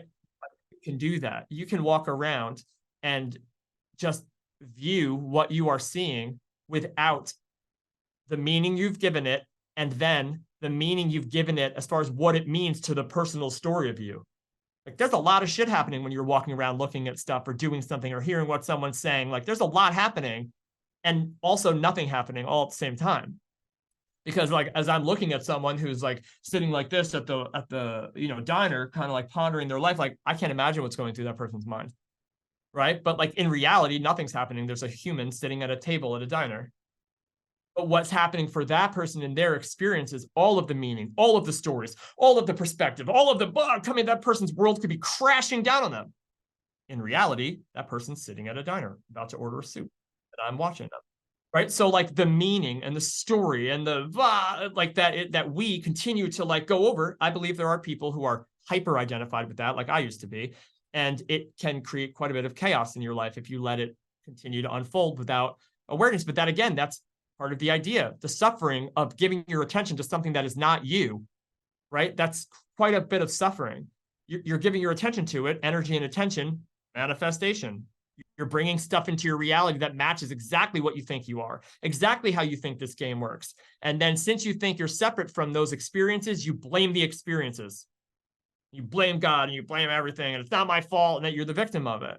So realizing that you're the one aware of the polarizing scenario, and that you can move the meaning of yourself, remove the meaning of the things that you're looking at. And then eventually you're just literally interacting in time and space, no meaning, no story, no like resistance to what is. That's a real thing that a human can do. And in that moment, when you're clear of all of that, you can find a space where you go, what would you like me to do? And listen. And it's not going to be something separate that tells you what to do and you're being told by God what to do. You're listening to the highest aspect of yourself all the way up the line to the singularity that says what the next thing to do should be. And if you are hearing it and it sounds like it's telling you to do something so you get stuff, it's your ego in disguise. And if you are listening to something that's like, hey, this is a little bit out of balance. There's no judgment here, but you should go do this. Like your living room is like out of control. You should just straighten up your living room because it's been weighing on you under the surface and you've been trying to distract yourself from it, but you feel like you're depressed and disconnected and you're wishing things would go different. Your living room and your house is a fucking mess, Pat. Just clean your house, all right? Just clean your house and then we'll take the next step. It's like, okay. And then clean it up, right?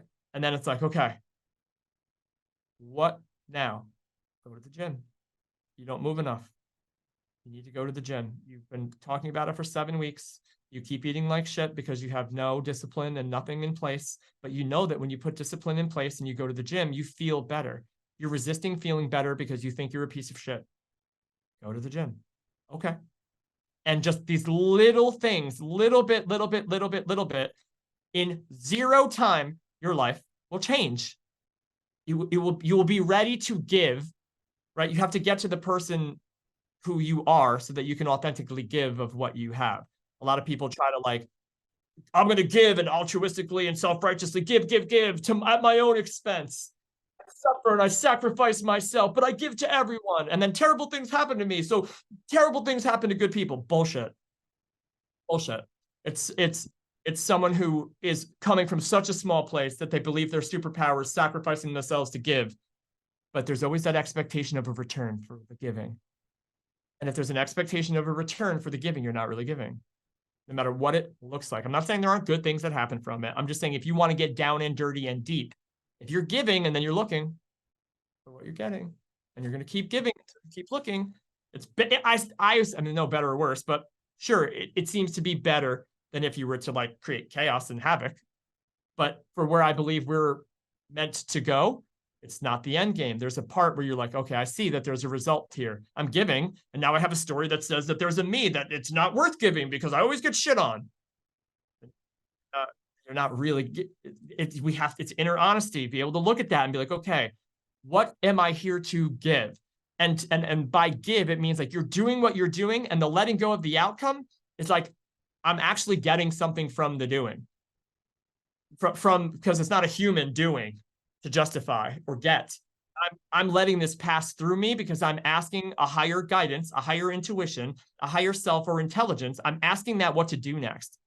And if you follow that path, I will speak for myself. I've been doing it long enough that I'm looking from this position, and I'm nowhere near the end of this game, but from this position, there's no way that this wasn't predefined by me a long time ago. Just like when I was like, I have an intention to go do the dishes, right? So I set an intention, and then it just took over.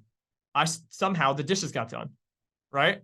Like I didn't have to think about like, I gotta go up, take this step, and then I take this step, and then I take this step, and then I pick up the soap, and then I put the soap in my hand. I'd like millions of steps to go from the couch to get the dishes done, right? And when I got done doing the dishes, there's a point where I was able to be like, Pat Mahan did not just do those dishes. There was an intention that was set because the dishes needed to get done. And then I walked myself through it, and ego comes in later and goes, I did that.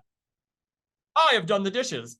So the more I do this, the more I try to let Pat Mahan take the lead, the more chaos and havoc and out of balance shit ensues. Because the story of Pat Mahan is chaotic and traumatic, according to the me that used to be me. Like, reference me in that way. The meaning I gave me was not a great one. I had to be able to go through a process of allowing this higher space so that I could no longer judge Pat Mahan. So I could no longer want to abuse Pat Mahan or the people in Pat Mahan's lives. So I could really get to the point where I was so hyper aware of letting Pat Mahan be honest about why he was doing what he was doing, and then letting him know that it's okay.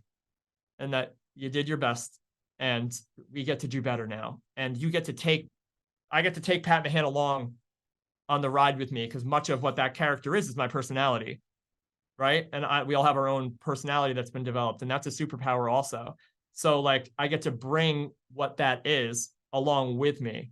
And then instead of punish and abuse and beat Pat Mahan over because I think he's just terrible and garbage, and why is he here? Why did he have to go through this? And life and is terrible. Like I get to kind of resolve that, like a parent, if you would, who knows more than the child who doesn't understand what's happening. You get to reparent yourself from a higher conscious space. And I currently, in my current experience here, while I can reparent older versions of me more lovingly and without judgment, I know that there's a me that exists up the line that is helping me now on my journey as I continue resolving these things about what I'm doing now and trying to live with more faith. And like I 100% know that there's a me that knows way more than I do now. And I'm less interested in trying to control and manipulate life and even manifest things to happen to help Pat Mahan. I'm more interested in knowing what that higher me has to say and doing my best, because sometimes it is not easy to have trust and faith in this stuff when you see stuff looking like it's going in a direction that doesn't look like it's your best interest. It's kind of walking through that quicksand while you're still listening. And then I have little things that happen where it's like, see, you see how that blah, blah, blah, blah. Like it's just a conversation with you and you. But that you, I believe, goes on the line. And this is going to come full circle if I can, just because when we said, like, why don't I use the word God and all of the baggage and the meaning? It's because I want people to understand that I believe that it is a within you thing, right? And so if I use the word that God, then it has so much baggage of being outside of us or ruining lives. Like I said, you ruined my life, you killed my mother, right? Like all of those, when I thought it was a separate thing that they taught me in school, that was judging everything that I did and, chaos and killing people that don't agree and all this stuff. Like it didn't make sense. It seemed like that version of God, according to what I was hearing, was made up by a certain level of ego. Like you can see how God is transitioning through people speaking or teaching about it. And you can see the evolution of consciousness as well. The early God was rageful and blah, blah, blah, blah, like destroying things. And then now it went to like more loving and God is within you and, the Christ consciousness of it all and the Holy Spirit and all like, and then now you have spirituality. So it's almost like the idea of God from all of our personal perspectives has also evolved, because it goes from like what you have written in the early writings about how it burned cities and raged, killed anybody that disagreed, basically. So like now you have like, oh, spirituality, it's a loving source energy, higher guidance and intel, like, and you can resolve one by like saying like, oh, that's what you need to believe here to transcend to this. Like you have to have both. So I get that it's going to reference that word, but if you take like source, because I don't claim to know anything beyond anything, right? Like what the hell? I don't know anything. So I don't know like what we are. I don't know. There can be nothing beyond it, because once you're beyond it, you're still it. There's nothing like, there's a fun trick where it's like, try to find one thing. People are like, it's not connected. It's, it's all bullshit. Try to find one thing that exists in isolation. Pick it. Even if you're going to try to like in an abstract way, pick something that exists in isolation. And you can't. The paradox is that you can't find anything that exists in isolation, meaning not in relationship to something else. Everything is in relationship to something else. It's all connected. And we just have a personal story that thinks it's not, or it is when things are working out, and it's not when it looks like things aren't working out. So it's all connected all the way up the line from the lowest part of separation and victim and angst and insanity to the highest form of what some might call God. Now I'm going to say like higher intelligence, right? Higher consciously, like, and consciousness just meaning awareness. I'm aware of more. So there I am attacked by less, right? I'm aware of more. I have a higher awareness, spiritual awakening. You're awake in consciousness, a higher level of awareness of the higher degree of connectivity around here in our experience. when I was less aware, meaning I was only aware of me and my relationship to everything else and how I was attacking, then I was not aware of, even though I was taught every day about a God or a set. I couldn't feel, I had no idea. But so intellectual understanding does nothing, really, right? We try to or live our lives from an intellectual understanding, but you have to know it. It has to be you. So that's that journey. The higher intelligence, the reason I like to use that is because I believe that at the lowest form of separation, I like to use the word ignorance. It's insane thinking. It's ignorant to believe that and I don't mean this in a judgmental way. It sounds like I actually am. So let me adjust that. Like, I'm not saying you're ignorant. You don't know. It means we're ignorant of the fact that we're connected to everything. So I don't mean you're ignorant. I just mean like it's an ignorance from not having enough, awareness or time or experience, not allowing this process. So we live and we're so like, oh, you're different. Like, what?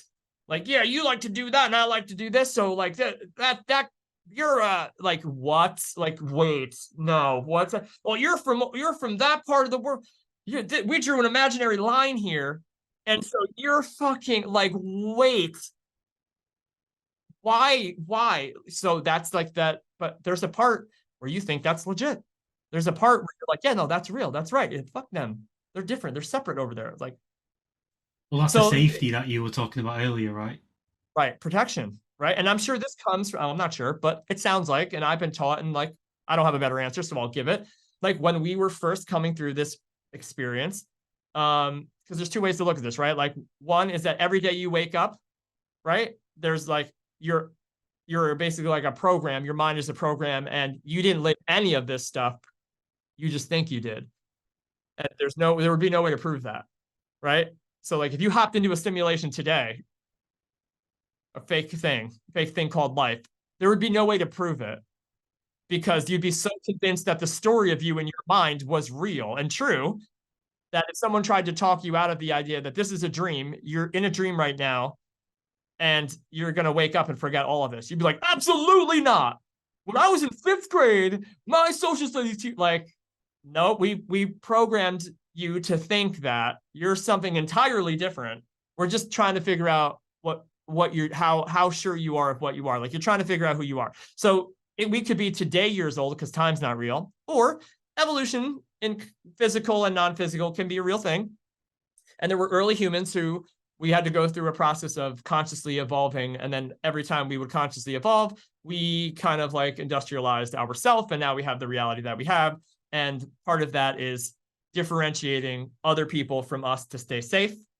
And that group of people versus our group of people, and our family versus your family, and this clique versus that clique, and we have to stay safe, and there's not enough resources, and lack and scarcity and all that shit that happens when there's absolutely enough of everything to go around. We just are doing things a particular way right now, right? So you could say that is also a possibility. If we're going from that ignorance and separation, then the highest aspect of this consciousness scale would be intelligence to me.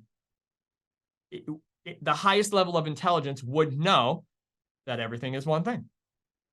It would know that there is a you that you think you are. And there's a story that I talk with Brandon about it all the time whenever we kind of talk about difficult things that either one of us are going through. This idea of like forgiveness, right? There's an I that either needs to be forgiven or needs to forgive something else. And so there's a story where there's a little girl, a granddaughter, pick a little human, and then a grandparent, and the little human spills milk in the grandparent's newspaper in the morning, and instantly feels like terrified and like, oh no, and oh please forgive me, and oh, I'm so sorry, and so this grandparent represents love and intelligence and understanding, and what you get from that perspective is you realize that there's literally no need for forgiveness. You don't need to forgive. Oh, please forgive me. I'm sorry. You don't need to forgive that child who was unaware and accidentally knocked over the glass. And that child doesn't need forgiveness, right? Like, so the highest level of intelligence and love knows that there's nothing to be forgiven. It understands.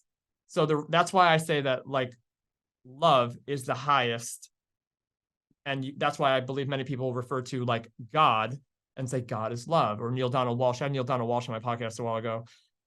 And he wrote a book that was basically saying like, God is not love, it's pure love.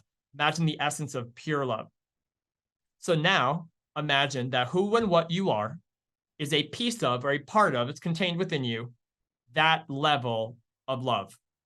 Right now, like, and I'm being honest, like, I don't feel that shit all. Like, I'm working to try to like feel it more, or be it more, or live it more. But like, let's face it, most of us are pretty resistant, right? Like, we're doing our best. But that's what we've been told. I've had experiences where I felt it, right? Like a really like high dose psilocybin. I've been on DMT enough. And I've had real or otherwise, meaning for me, they were very real, unbelievable sureness that this is truth. And that I have, and we have, an ability to feel that and be it. And that as we come down from that experience and consciousness, we're just consumed by the story of us and separation. We fall back into that, and we're disconnected from it again. But I'm sure that there's a connection, and it's who and what we are. From my place, again, I'm not trying to convince anyone, but I am sure with experiences that I've had, like out-of-body, otherworldly experiences where I'm like, yeah, that's real. That's a thing. Now, down here, I've forgotten just how powerful it was, but it's a truth for me, right? And I'm just doing my best to try to like live in and from that place. So when people, the thing that stops a lot of humans from being like, so how can this idea of God be love? And then now this actually really makes quite a bit of sense now, the more like it's laid out. So this idea of intelligence, and you're one with everything, and there's this higher self, and love, connection.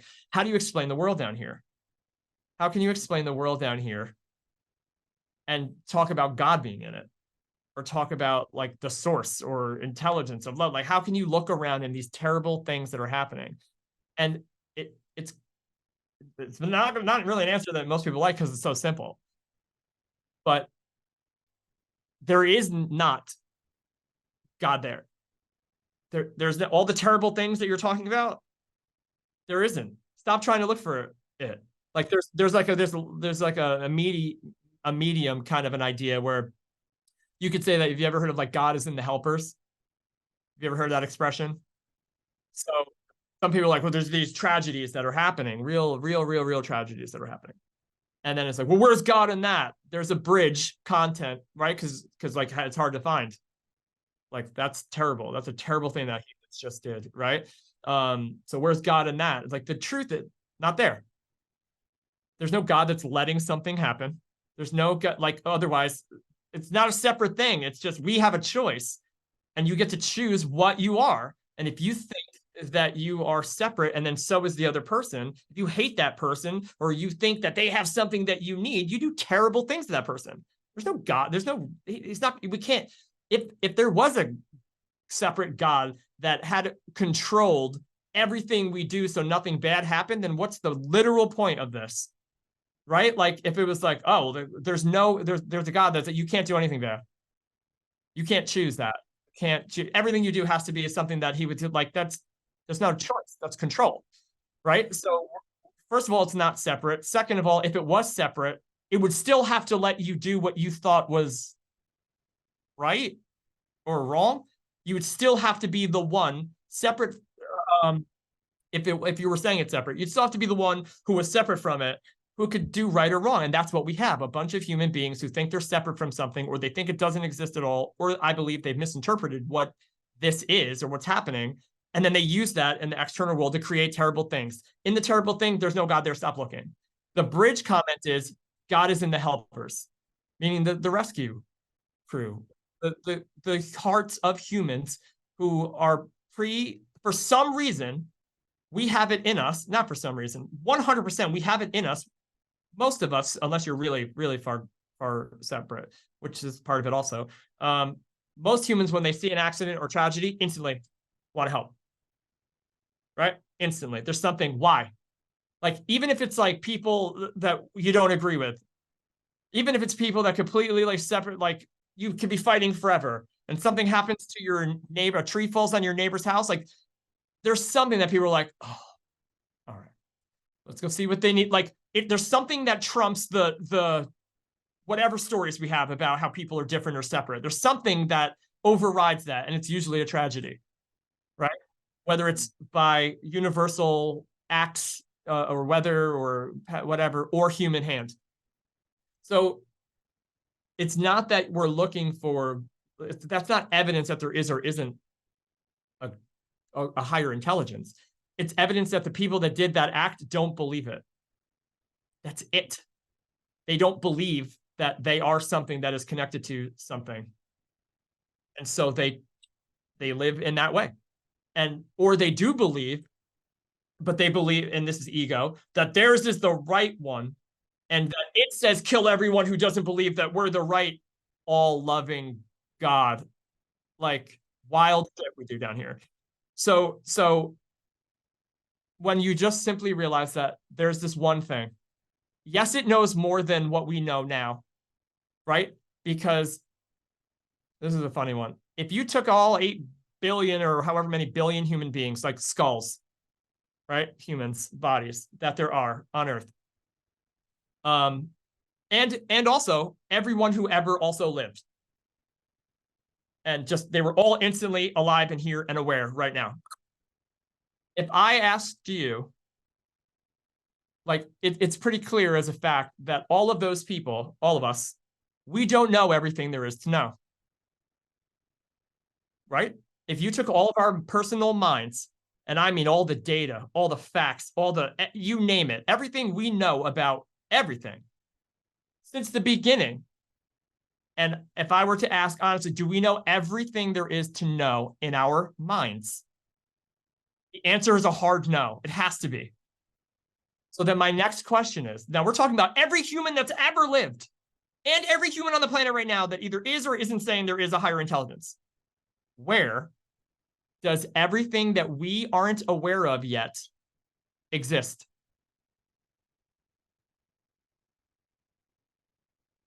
Where? Where? If all of us here, right in this second, hard cap on all of the knowledge that we have, and then an intuitive thought comes into the collective that says, do this. Where the fuck did that come from? Yeah. Shit. That's mind-blowing. That's the whole point of what, like, I feel unbelievably compelled to try to offer anyone who will listen, is that there is something, and you can decide for yourself whether you think it's good or bad. If you're using the bad to say why you think it's not good, you're missing it.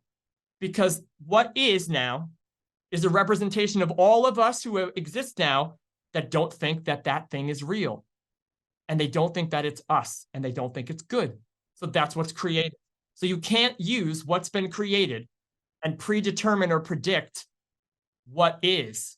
You have to let go of what's been created and go within and ask what's next.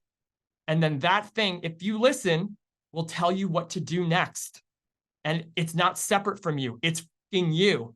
And I think that at the highest level of this game, the singularity where you are completely removed from even thinking you're a separate person, you can go back in your awareness to the collective.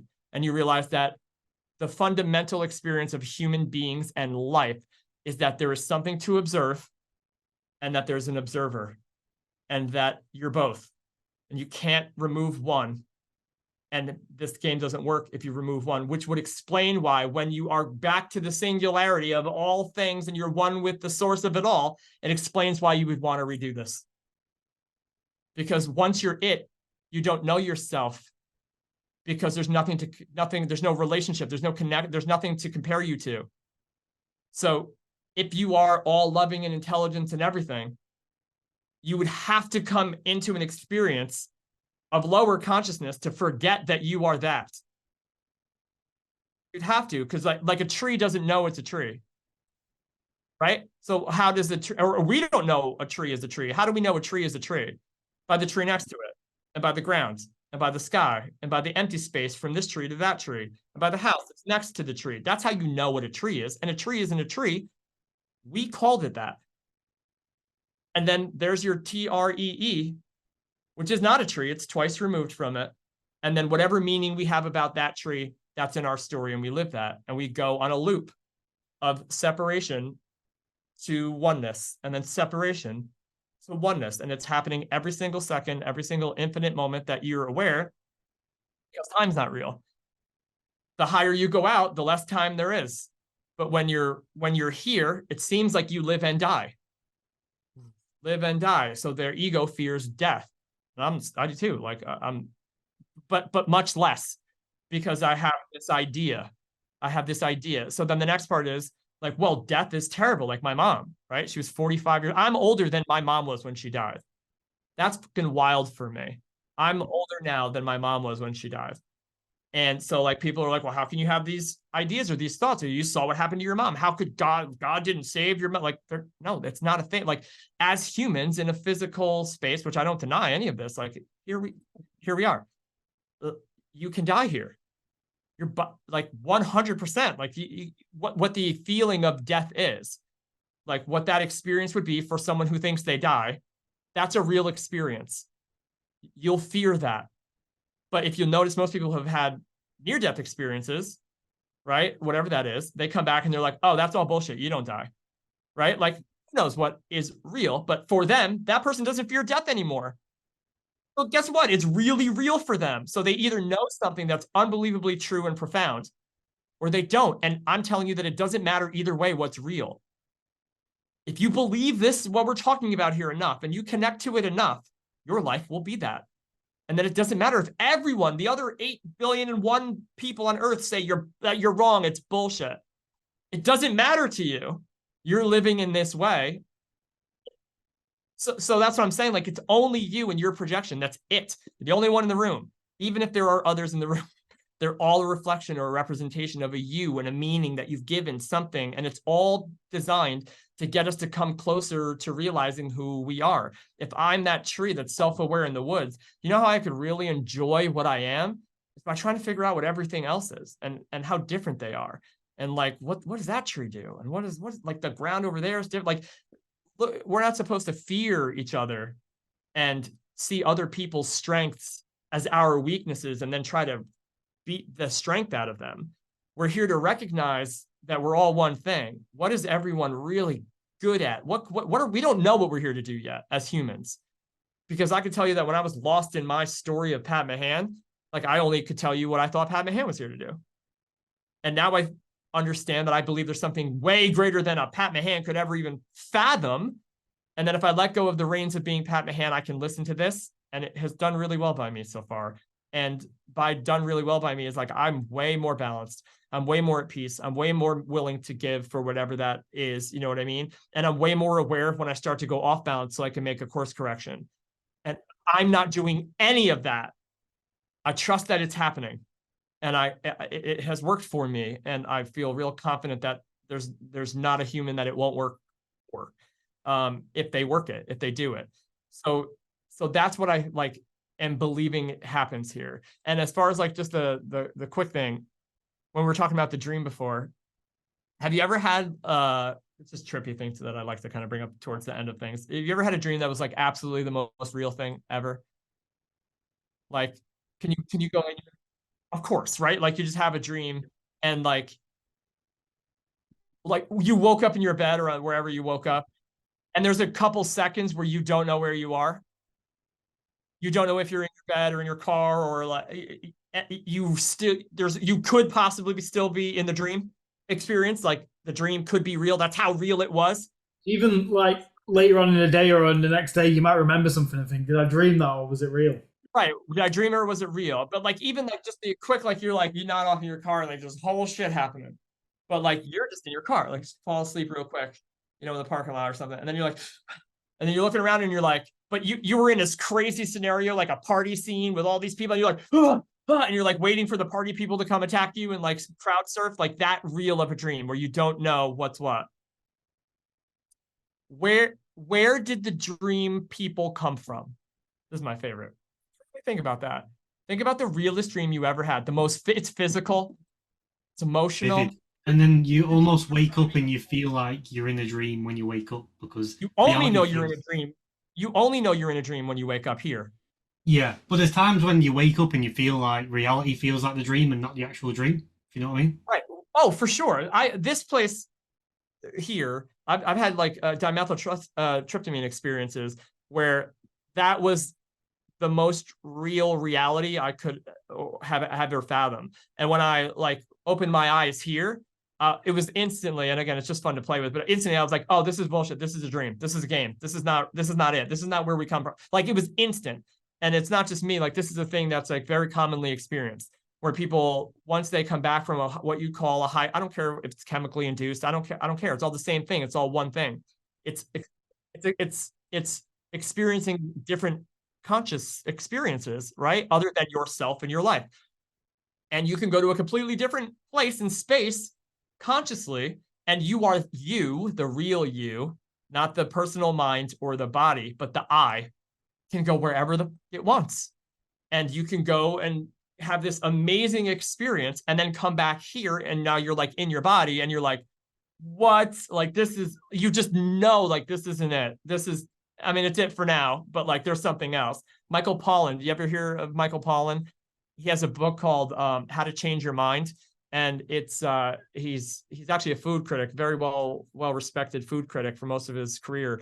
And then he started to get into, or want to learn more about, researching psychedelics, all different kinds of psychedelics, from psilocybin to, you know, to DMT, dimethyltryptamine, all these things.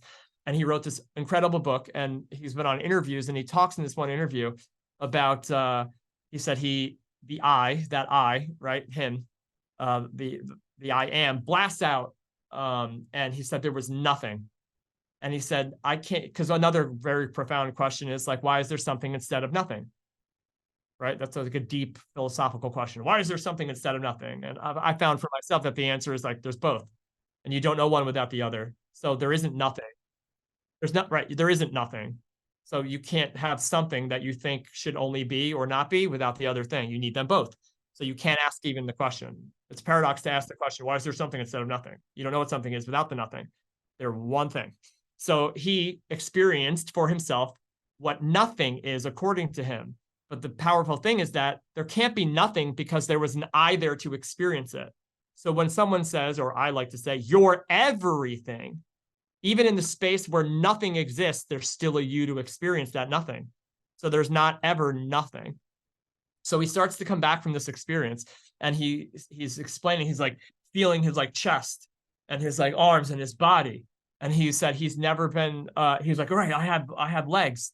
I have a body. I'm Michael. But he like starts remembering as he's coming down consciously, he starts to remember like the story that exists in a more dense experience down here. But there's a whole other thing that he just experienced, and it's completely transcendent. It's completely another reality. So in a dream, if we're in a party space, or we're like having a meeting in the dream, and it's as real, again, it's physical. We're doing this. You're here in a dream. Like, if I were to say to you in the dream, right? Have you ever heard of a lucid dream, where you actually wake up in your dream? Think about that one too. Who is waking up? Who is waking up when you are asleep? You're laying in your bed, and then you're having a dream where you're like at some meeting or some experience, or you're at a mall or something, and then like you wake up and you're like, I'm in a dream.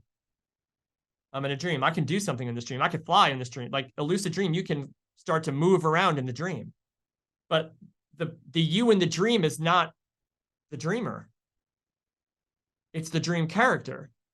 Who's dreaming the you that woke up in the dream? Right? And where did all of those dream people come from, as real as they are? If I was having a conversation with those people in the dream, and I said, I just want you to know that I just woke up in this dream, right? This is real scientific shit. You can wake up in your dream and like communicate with other dream characters and like in your life. I just woke up in this dream. I was dreaming. I was unaware that I have my own like consciousness in here. You guys are dream characters. You're a projection of this dream. You're going to, in like 5 seconds, I'm going to wake up and you're going to all disappear. Those characters would be like, in the dream, they would try to convince you that you were crazy. Because they know that if you wake up, they go away. So they would be like, you're out of your mind. What are you talking about? You're dreaming. This guy's crazy. And then you'd wake up 5 seconds later and they would be gone. So who's to say that that's not happening here? Because you don't know that you're in a dream until you wake up here. And then you're like, oh, it was a dream. Like, bro, you're still having nightmares. Like, that was the realest thing you've ever felt. And you're talking about, like, this is a physical reality. That's how you know that this is real. Like, so was that. I was driving my car. I remember vividly. I was about to crash it and I was terrified. Like, it couldn't have been more real. So you can't use any of that stuff for an argument. And I sure as hell don't know, but it sure is really, really interesting.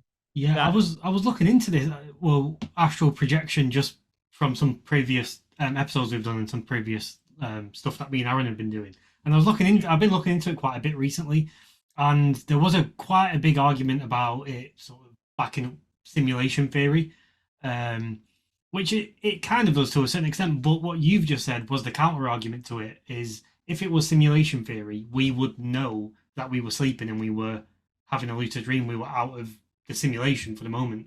We would be able to recognize that connection together. So that's what blew my mind, because further and further I was going down the rabbit hole of it, I was leaning towards simulation theory until I came across that. And it's like, if it was simulation theory, there would still be a connection which you would be able to identify. The fact you can't identify that connection means there's a wire there which doesn't exist in your consciousness. Right.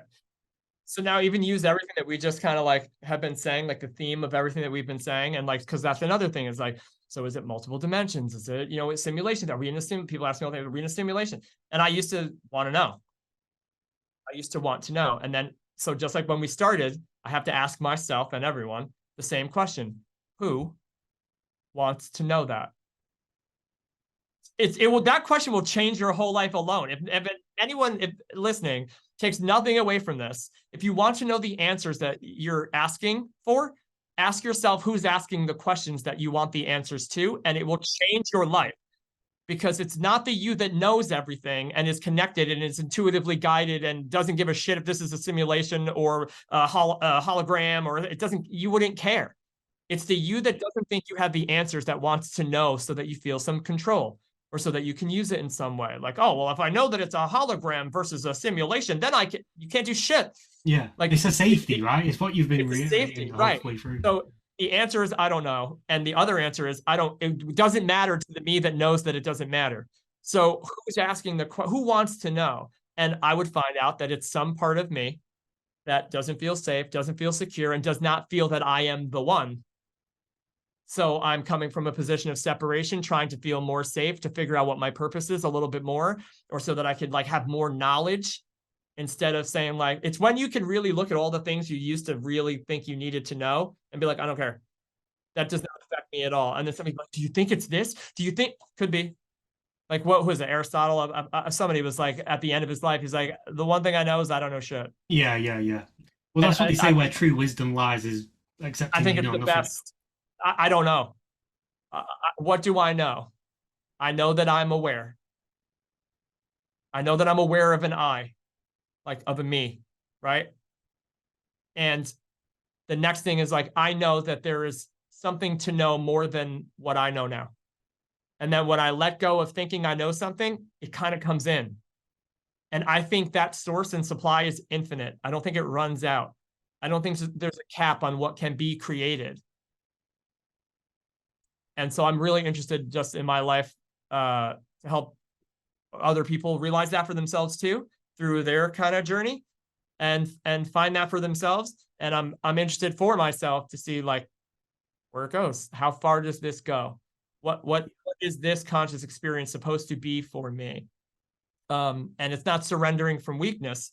It's surrendering from, some people are like, oh, surrender, ego, surrender. Like, yeah, but like, something happens when you realize that there's a more expansive, knowing, intelligent, loving, creative. That's the best word I think I have, is we're creators, right? So there's an I that's a creator. So like, what's it creating? Well, chaos. So then the I that you're connected to is not the I that you actually are. It's not the loving, most unbelievably intelligent I. That's also in you. But so is the worst, most separate, like, worst abusive self also. And that, because it has to, you have to have that polarization. but you're somewhere there observing both things, and you're referencing yourself somewhere on the scale. And if you can understand that, like, yes, the worst things exist, like, I don't like it, right? But like, I'm aware that it has to exist in order for me to feel compelled or inspired to find out what like love is and does here, and how does it respond. And I don't know. So other people are like, all right, so is Earth like an experiment? Is it a school? Do we just come here? Like, I don't know. But I know that. So yeah, that's the question. Like, are we here to evolve Earth? Are we here to like wake up everyone on the planet so that, you know, Earth becomes this 4th density, 5 density? I don't know. I'm aware of all the lingo. And I understand that there seem to be different levels of awareness and consciousness. And if people want to number that, like, I get it. I do. I've read The Law of One. I understand like what they're talking about. But what I found is that what that did for me, it was very, it created a space where ego me, I could fall quickly back into an unconscious place where I was using spirituality to get to somewhere else, to get to a 5D planet, and the planet is splitting, and I'm going to leave all you fuckers behind, and I'm going to be here in this beautiful place. Like, I don't think that's it. It's not for me. It's not it until it is, because wherever you go, there you are. So if you're meant to be in that place, you'll wake up there one day, and then there'll be something there for you to do also, or to be, right? So until then, because I'm not think about all the most powerful. This is another thing that really helped me. So hopefully, maybe it helps someone. Think about all the most, like, think about what ego wants you to do. Like, it wants you to be enlightened. Ego wants to be enlightened so that it can become enlightened and spiritual enough consciously to go somewhere else, to be in a heaven, right? Like, to be away from this place. This place, we come here and we go through and we see all the craziness, and then we ascend and wake up, and we eventually end up somewhere else, right? Like, that's the goal. Like, it's a big thing in the spiritual community now, like trying to get somewhere else, split Earth, split dimensions, wake up in a great place where you manifest all your desires. Like, you can feel and hear the ego in it, especially after this conversation. Like, you can feel it and hear it. And I was heavy in that. I was trying to use this stuff to get somewhere else because I wanted to like have this great life. And I had to be honest with myself and realize, like, there's no, and again, this is like a not yet kind of a thing, meaning like, as of now, for now, everything is subject to change. But as of now, there's no place that I can imagine myself as far as being Pat's heaven on earth that I think I would want to stay in very long, or that I would be able to stay in long enough to not feel unbelievably unfulfilled. There's something about, I don't care. I know we're all one, and I know that the singularity, but down here where there is suffering and there is grief and there is pain and there is ignorance and separation, like down here, there is something happening when human beings try to realize whatever gift they have from their own higher intelligence or heart, and then give that. However, in the most small, fractional way, it doesn't have to be big, the smallest fractional thing of like holding the door open, giving something, doing something, right? Where you're giving in that way, that's what's fulfilling people. So like the first part of the journey is realizing your value, right? That you have value, because you've been thinking you're a character that has no value for most of your life, most people, right? And you're trying to prove your value and worth in the world. Then you realize that the world doesn't contain it. So you're trying to go within to learn your value and worth and what you're connected to and who you are. And then some people want to take that and like meditate with it away. And want, though, I'm going to use this high vibrational frequency to get things and create this amazing life for me. And there's no amount of that, I believe, and I speak for myself only, but also not. I don't believe that there's any amount of that will actually sustain or fulfill a person. Once you've realized your value, I believe the only thing that there is, as far as what comes next, is to give it. And you don't have to look very far to find where it's needed, because your own life has exactly made up for you exactly what you can do to give to if there's something that's unloving, you're that source. Supply that the best you can with whatever you have. Give that, right? If something is off balance, provide balance however you can. What is the balance that needs to happen here? If somebody is feeling this way, be the source of that thing that somebody else, in their ignorance as to who they are, thinks they need, because it's going to help wake them up to who they are too. So it's these little acts every single day that ultimately, as far as like the law of momentum, will lead to very, very, very powerful experiences for you and the air quotes others in your life, in your dream. So that's the full, we could literally cover the full spectrum of what I feel like I'm here to speak to, and like absolutely what my journey has been so far, like from that separate story to a higher trust and faith in something that you also are, so that you can balance and give here until you're not here anymore.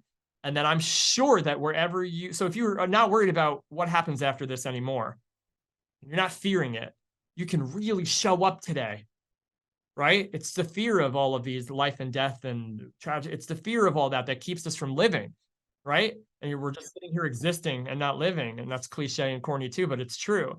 So it's when you have a less of a fear of those things, then you can really show up today. And that's when your life changes for sure. But you're not even doing it so your life changes. It's just a byproduct. It's a byproduct of being who you are. And that is just the exponential value of that, and the fulfillment that I found is like, there's no words. I don't have words or meaning for it. It's just something that I just know.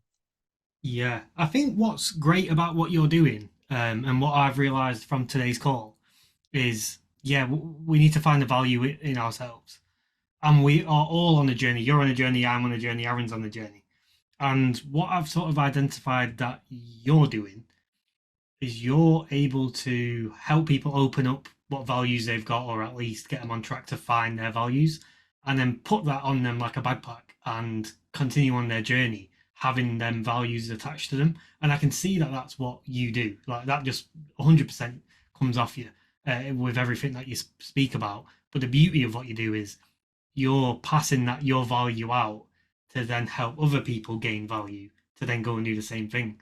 So what you're doing is amazing. I've just got to say that's what I'm. Yes, that's the intention for sure.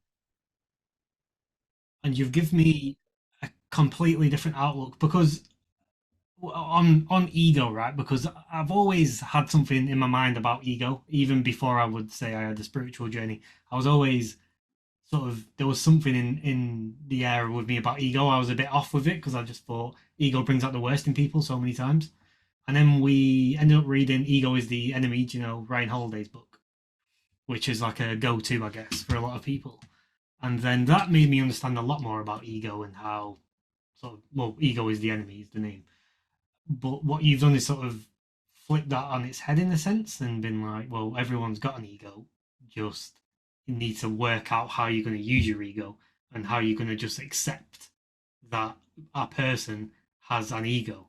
And I guess you've kind of shown the connection and the disconnection at the same time, which has been great. Right. And I love Ryan Holiday. I love like his work, but like even if you can use kind of like what we've talked about and say, okay, so there's an ego and it's an enemy. So we're saying that this thing, this ego, the story of us, the narrative, the belief systems, the chaotic behavior, the trauma responses, all of that stuff that is ego, that loop. It's just the only thing that could think that system is the enemy, is the other side of the same system that wants to have something else to fight against.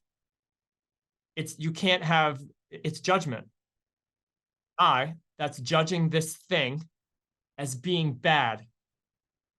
And so who and what you are could never judge. It knows it's necessary. If that was necessary for you to awaken, there's no enemy. You've labeled it. You've labeled something. It's a label with a meaning, and it implies that it exists on its own without you. It implies that there's a thing called an ego that's an enemy that exists on its own without you, and you should look at it a certain way instead of realizing that, like, no, it's breaking your attention from all of the labels and meaning you've given it and all of the chaos and trauma that it's created. And like the little person, little human knocking the child knocking the glass over, the grandparent knows, like, yeah, you'll learn from that. Like that's part of it, where you think you're this thing. But it's also the necessary part to get you to here. So if you didn't get to here because you didn't have this thing, then what? But if the only way you got to here was because of this thing you're labeling an enemy, guess what? You never leave here. So it really isn't. The journey here is atonement. The journey here is forgiveness. The journey here is acceptance. It really is, of all of the previous versions of you that you thought were anything you thought they were, and all of the havoc and chaos that they created. The journey is to forgive all of those versions. I'll lay it out here if I can, in what helped me the most. And I'm going to add something that I haven't really heard it. I haven't really heard it anywhere, because many people are like, yeah, forgiveness, self-forgiveness, heal your shadow work, go into your shadow, all of your traumatic stamps and all of the parts of you, the inner child that's still pulling the strings, right? If I was bullied on the playground in high school or in middle school or whatever, and I was never picked and I was beat up and beaten and, bullied my whole life, like that little version of me exists in my personal mind's story, right? The day before I was bullied, that wasn't there in life, the life of this human. That wasn't there. And then there was the first day, where I or someone was bullied real bad. There was a person outside of me that did something to me and caused me, in my unawareness of who and what I am, to believe a lie that said I was less than, or I wasn't enough, or I wasn't picked, or I'm not okay, or I'm not capable, or I'm not smart, or no one's going to like me, no one's ever going to love me. Something happened. There was a moment before this this traumatic stamp. And then there was a moment where it happened. And then there was a moment after. The moment before, no worries. Life's all right. The moment it happens, traumatic stamp. Bang. It's cellularly, viscerally trapped in my body. And it's the beginning of the seed of the personal story of Pat changing. Now, the day after, even though this event happened once when I was 6, and I'm making this up, I'm sure it happened. I got bullied like everyone else. But this seed is planted.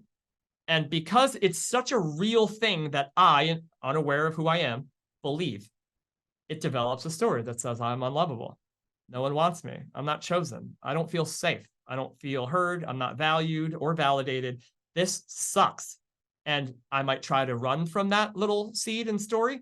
I might try to distract myself from it. I might try to go out in the world and try to prove it wrong. All fine. But the fact is, the seed is a lie. The seed is the lie. The experience has nothing to do with who or what you are, but it becomes a defining moment in what you tell yourself you will be. And then that, air quotes, manifests itself, because what you give your attention to expands in your reality, and you go out of your way to see those things. Your brain goes out of its way to bring those things to your attention, because what you give your attention to, you must want to see more of it. Otherwise, this powerful decision maker that you are, like, why would you give your attention to shit you don't want to see? Right? Like, there must be part of you that believes it to be true. Whatever you believe to be true about yourself is what is being shown to you. So if I have this deep core idea that I am unlovable, or no one loves me, or whatever, I'm useless, then I'm either going to accept that and be like, victim, woe is me, no one loves me, fine. Or I'm going to do what I did, which is try to go out in the world and like outperform that voice and prove to my dad and everyone that that wasn't true. But it doesn't matter what they think. I think it. So the forgiveness aspect of this is like, yeah, you have to forgive the people that you thought were external, that did anything to you, that created this storyline. The first part is forgiving them, right? Like, I forgive you, Dad, for not coming to my race when I was 6, because you're also a human who has a life and you're going through your own shit. Like, but when I'm younger, I think the whole world revolves around me and everybody should do what I say.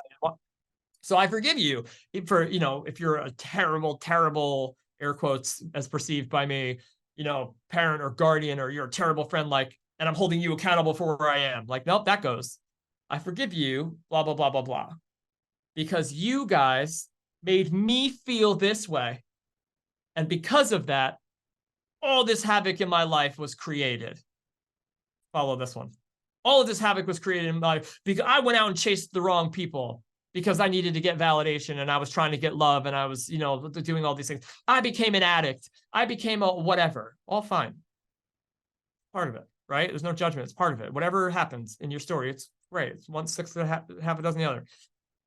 But forgiving the others is the first step, because I had gone through this loop so many times of like, I'm like, I have literally forgiven, like the grandparent, right? Forgiven, like there's a me that can forget. But I went through this forgiveness, I forgive everyone for all of the stuff you guys did that really fucked me up and made my life shit. The only way that I can make my life better is if I release all of you from being the reason, the source, the external source of like my choices. And I remove the power I gave you. I take the power back and I forgive you. Pretty altruistic, right? Self-righteous, I mean. So now I had done that. Like I really, but truly didn't hold anybody accountable. Like I used to hold everybody accountable for where I was. It was pretty gross. And then I got to a point like years ago where I was like, yeah, I don't do that anymore. Like I don't hold anybody accountable for where I am. I really truly, sorry, my foot's falling asleep. I really truly know that like everyone's on their own journey. And like I'm the villain in some people's story too, you know? It's not just everybody like the villain in mine. Like I wowed out to some people too. So like I had done all this forgiveness work and I still saw like life being a reflection in a mirror. I still saw all of this craziness everywhere. I still like things were not shifting or changing. I still felt terrible inside. Like it didn't make any sense. It was literally still like there were all these like inner child versions of me like pulling the strings, and I would just fall right back into unconscious. And then I would do something ridiculous and be like, what is going on? Like, take responsibility, Pat. Like, what's going on? And then I would go back to old versions of me and do shadow work again.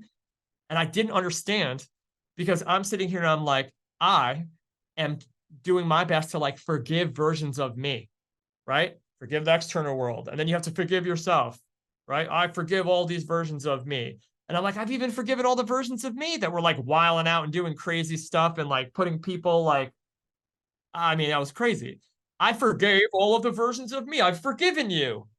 Why am I still feeling this way and going through all this shit? And like I had I did this meditation and I was like, I'm going to get to the bottom of this, because we have all the answers that we need. We're too scared of what they are.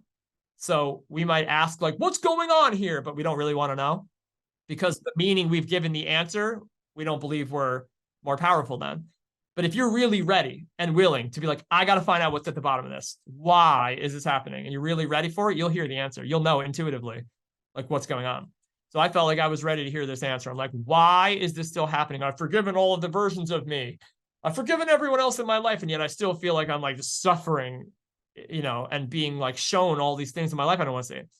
And I heard like a little intuitive voice that was like, you're doing it backwards.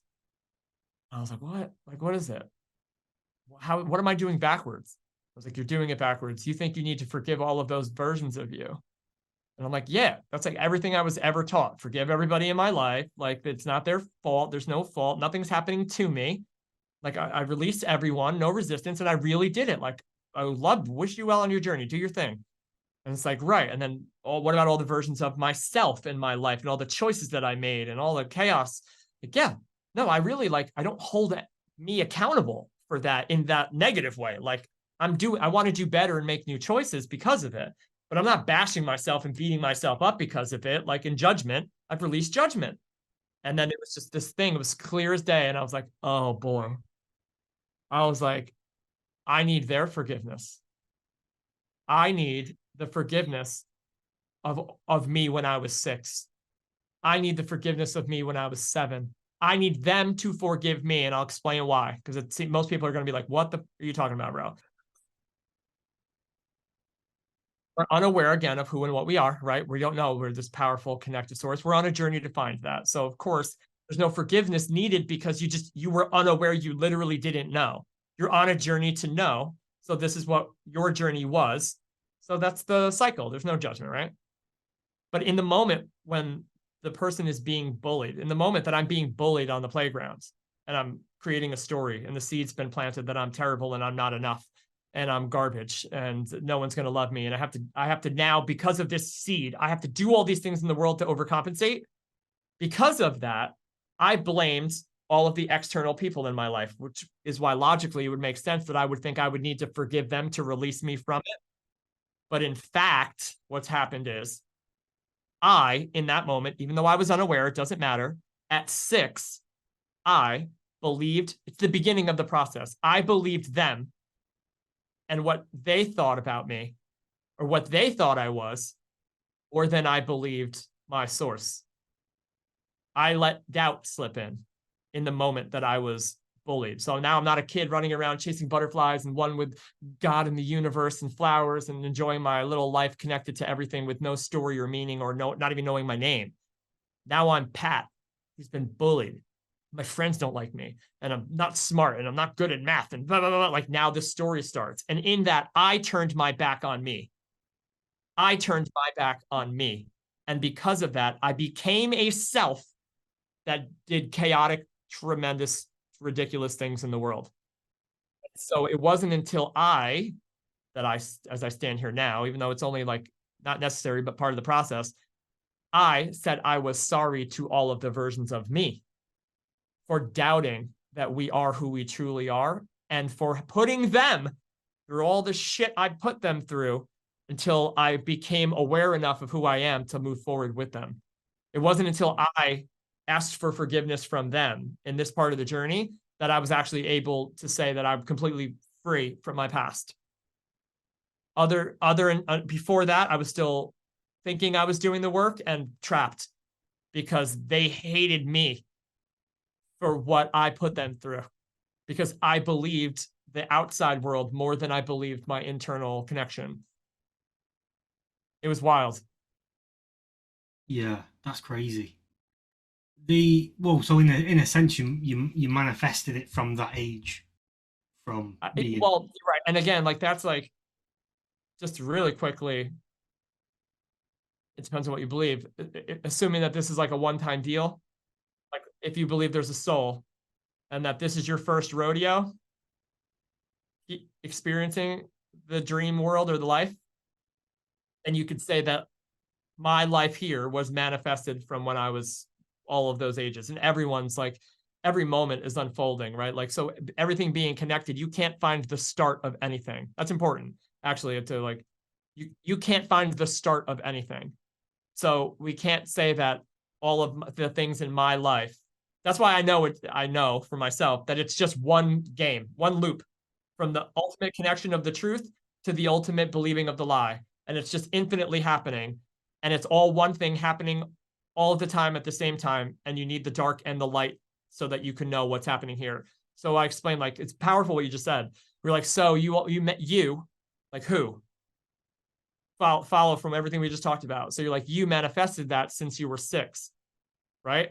So if we're talking in human terms and egoic aspects of life, yes, there was a Pat that was 6. And from the moment that Pat believed those lies about himself, as a result, that unfolded for him. The experiences of what I believed that truth to be manifested or unfolded. They revealed themselves to me from within.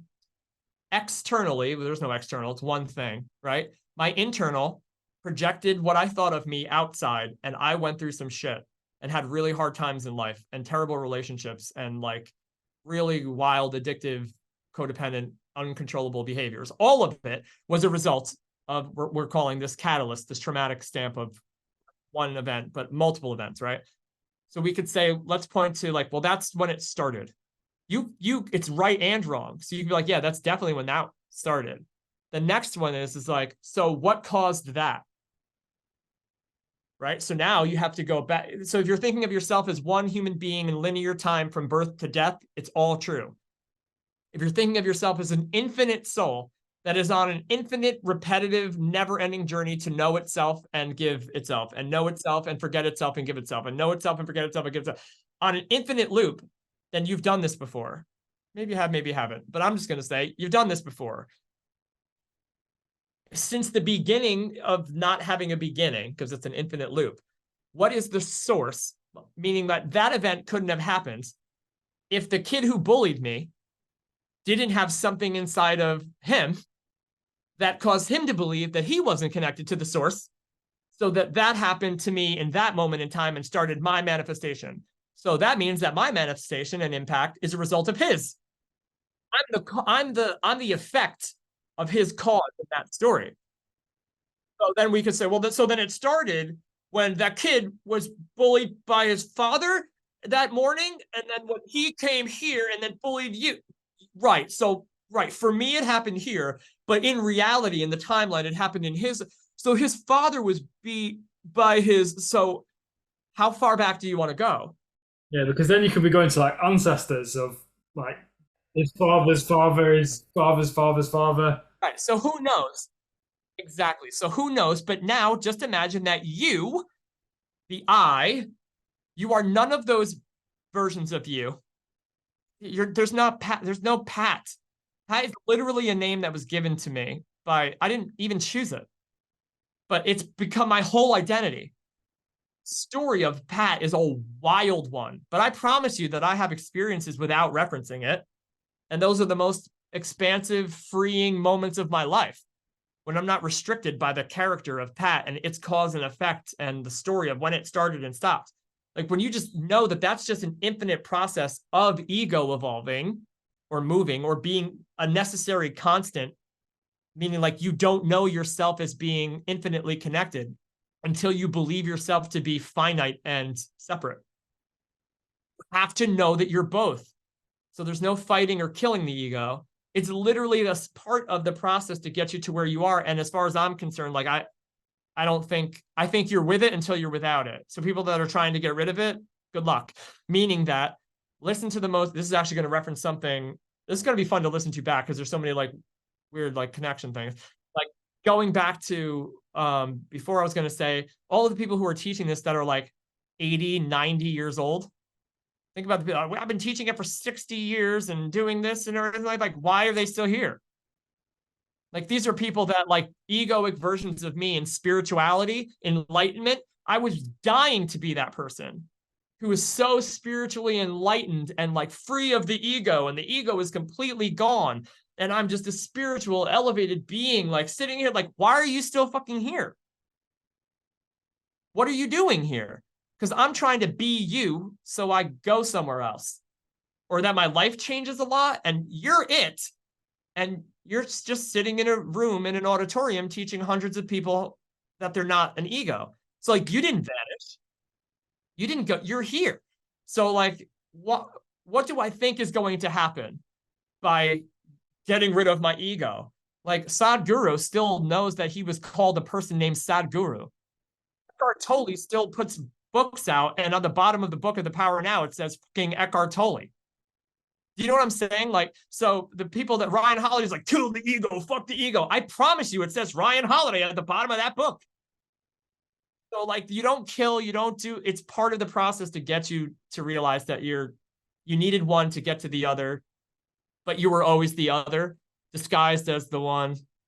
And then now you get to use both until you're not here to do that anymore. And then you'll know what to do when you get to the next place that you are. This episode's been such a eye opener. It's insane. It's been great. Insane what you've been talking about. I love this. You guys are great.